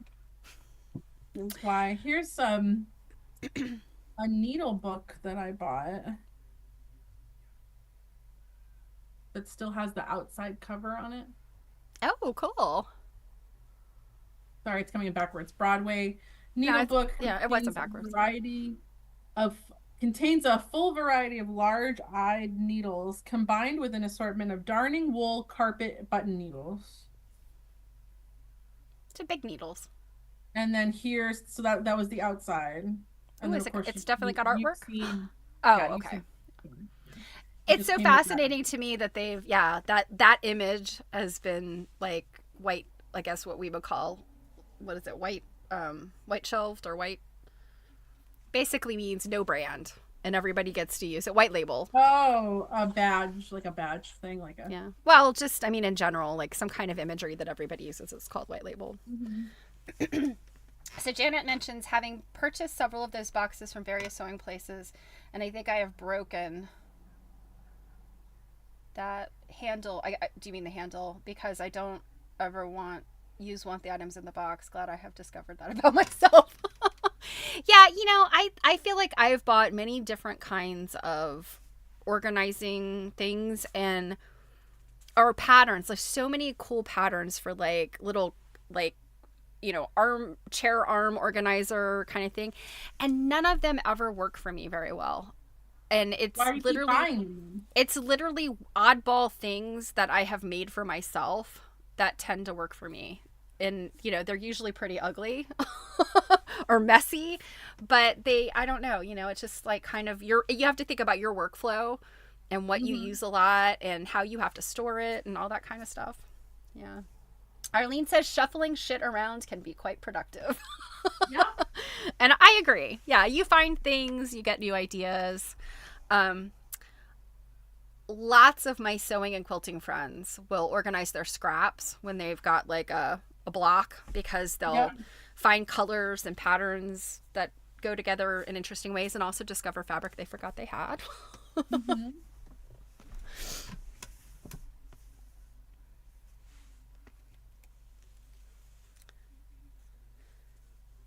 We're closing in on about 3 hours in 10 minutes. Mhm.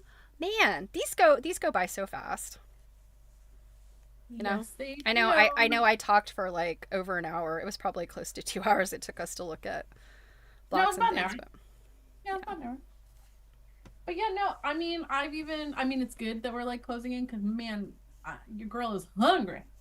I have Oh not. yeah, I have to go find something for dinner. We are getting carry out tonight, and there was discussion before I started the stream, and I have to find out what the answer turned out to be. Um, so Arlene asked if I'd seen Barbara's email. Yes, I did. I haven't had a chance to read the documents that she attached.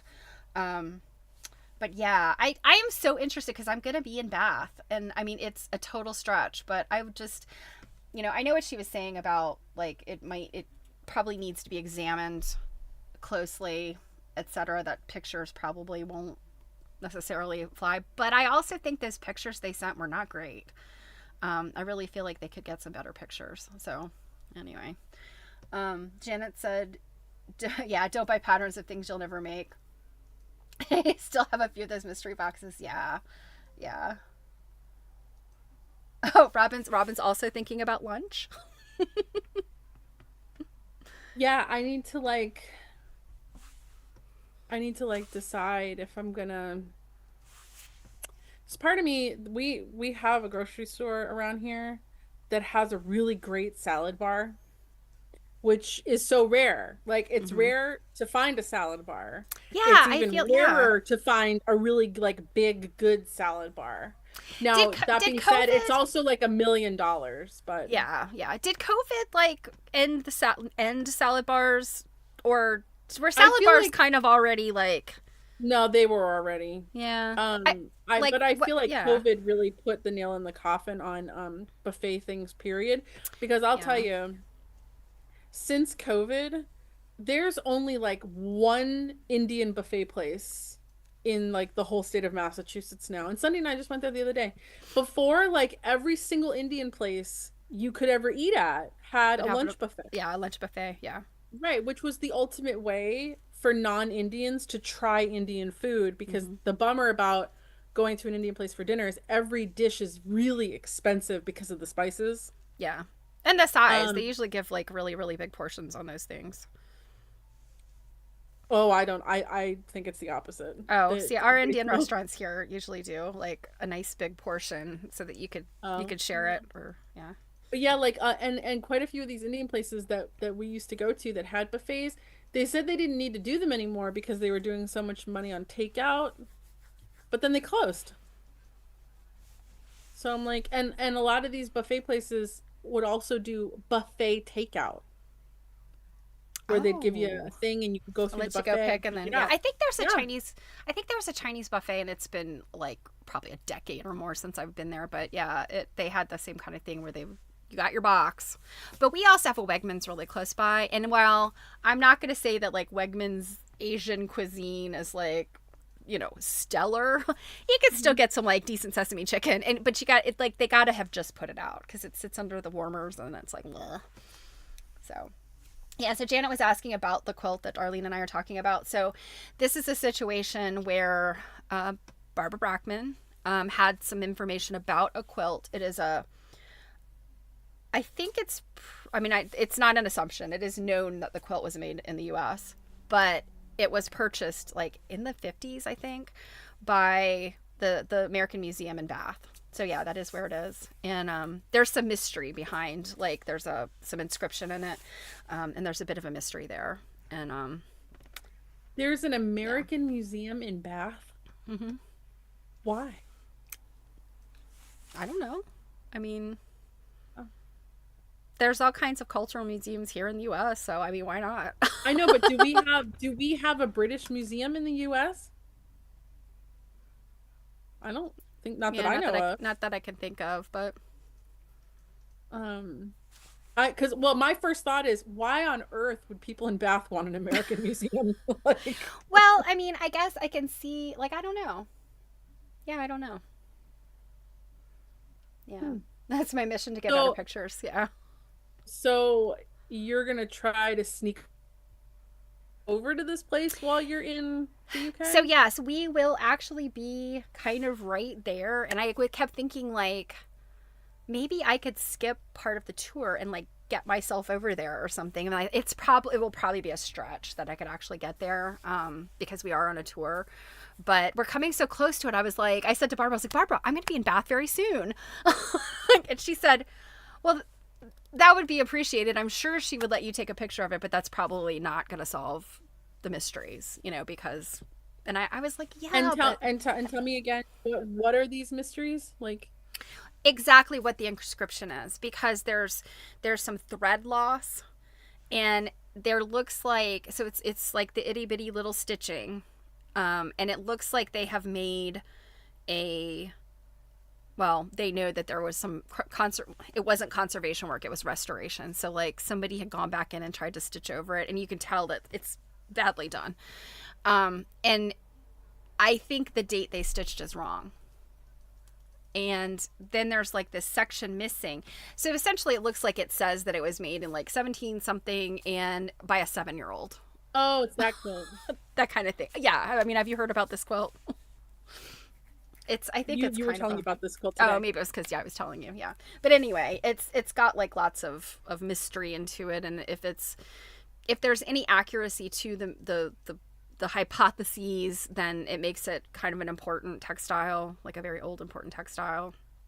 But um, also, many of the experts that have studied this stuff a lot were kind of like, this is what I think, So and I think that they had reached out to Brackman because, her provenance.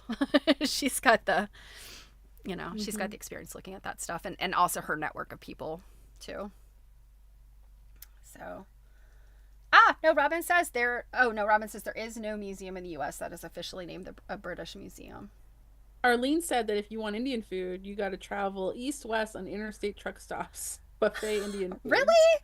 I Okay. mean, I didn't find any when we were driving out west to go to IQM at the truck stops. We didn't find any buffet Ah, you Indian got to look food. for those Indian run pilots. Um, Although Robin said, however, the Yale Center for British Art in New Haven, Connecticut. Well, so I understand like there's that, but to have Hmm. like in a quote American museum in Bath, that's why I'm like that sounds Hmm. kind of weird. Um, So Janet but said rich people bought a big house and wanted to showcase American stuff. Yeah. That sounds like it. There's a the Museum of Communism in Prague is the same situation. It's an American museum, and mm, it was an American who, I don't know if they were like traveling during like the wall coming down and all that kind of stuff or what, but they mm, had access to a whole bunch of like communist propaganda and stuff, and so they made a museum. And Prague was very happy to host it because the Czech Republic, formerly Czechoslovakia, had like a very interesting exit from communism that was not necessarily what happened with other countries. So mm-hmm. yeah, Smithsonian American Museum has a collection that includes works by British artists. Yep, and features the British Museum's own artwork. And they have a huge American quilt collection. Okay. Yeah, I mean, I think that's it. Like, I think that there's some interest in the UK for American style quilting, just in the aspect of like very fine American style quilting is so very different than their fine quilting. Yeah, You well, know, and it's kind of like a. I could definitely see the tie into it with um like the textile trade and uh, the fact that we were importing textiles and then like making quilts and things or Mm-hmm. importing or they were importing Yeah. textiles cotton from us and like I can totally see where maybe you'd make a museum kind of Yeah. out of all that but just to hear the American Museum in Bath, it just sounds weird Yeah. because I could totally see them being like, we don't want an American museum here, and I wouldn't blame them. Like, Well, I suspect it's been around for a long time. So, um, yeah. So anyway, well, on the subject of been around for a long time, yeah, it's already 5 and like you girl needs to eat, man. yeah. Well, I'm down to my last grape. Wow, you've rationed those grapes for the 3 Well, hours. yeah. I mean, I was talking enough that I didn't get to eat as many of my grapes. So, It's really nuts though how fast the time goes when we do this. well, it's because you're having fun. Time goes by fast when you're having fun, and you know, it's a saying. In fact, time flies when one is having fun. True. That's true. All right, guys. Well, I'll be back on Monday on my stream, 2 p.m. Eastern on Twitch, and we will be back on Tuesday for, is it part Cannot believe, 3? Yeah, it's yeah, I part 3. cannot believe it's already time for that. I gotta get my reading done again. Yeah, seriously. Because then on Wednesday morning, I hightail it on out of here to Pennsylvania. Yep, So and then that's I the leave for weekend. Pennsylvania on Thursday. Yep. So, yeah, just to throw it out there, keep it on your radar. If you watch my stream, I will not be here next Thursday because we will be in Pennsylvania at the Penn Dry Goods Show. Well, and I did actually get about posting the calendar on social media. So Yes, I know. I liked it. All right, guys, we have a wonderful weekend. I hope you have been stitching and relaxing while we've been yammering on, and I hope you keep doing that because I don't know, it sounds like it's hot out west, but hopefully get some good weather to have some outside time and touch grass and stitch things. mm-hmm. Mm-hmm. All right. Well,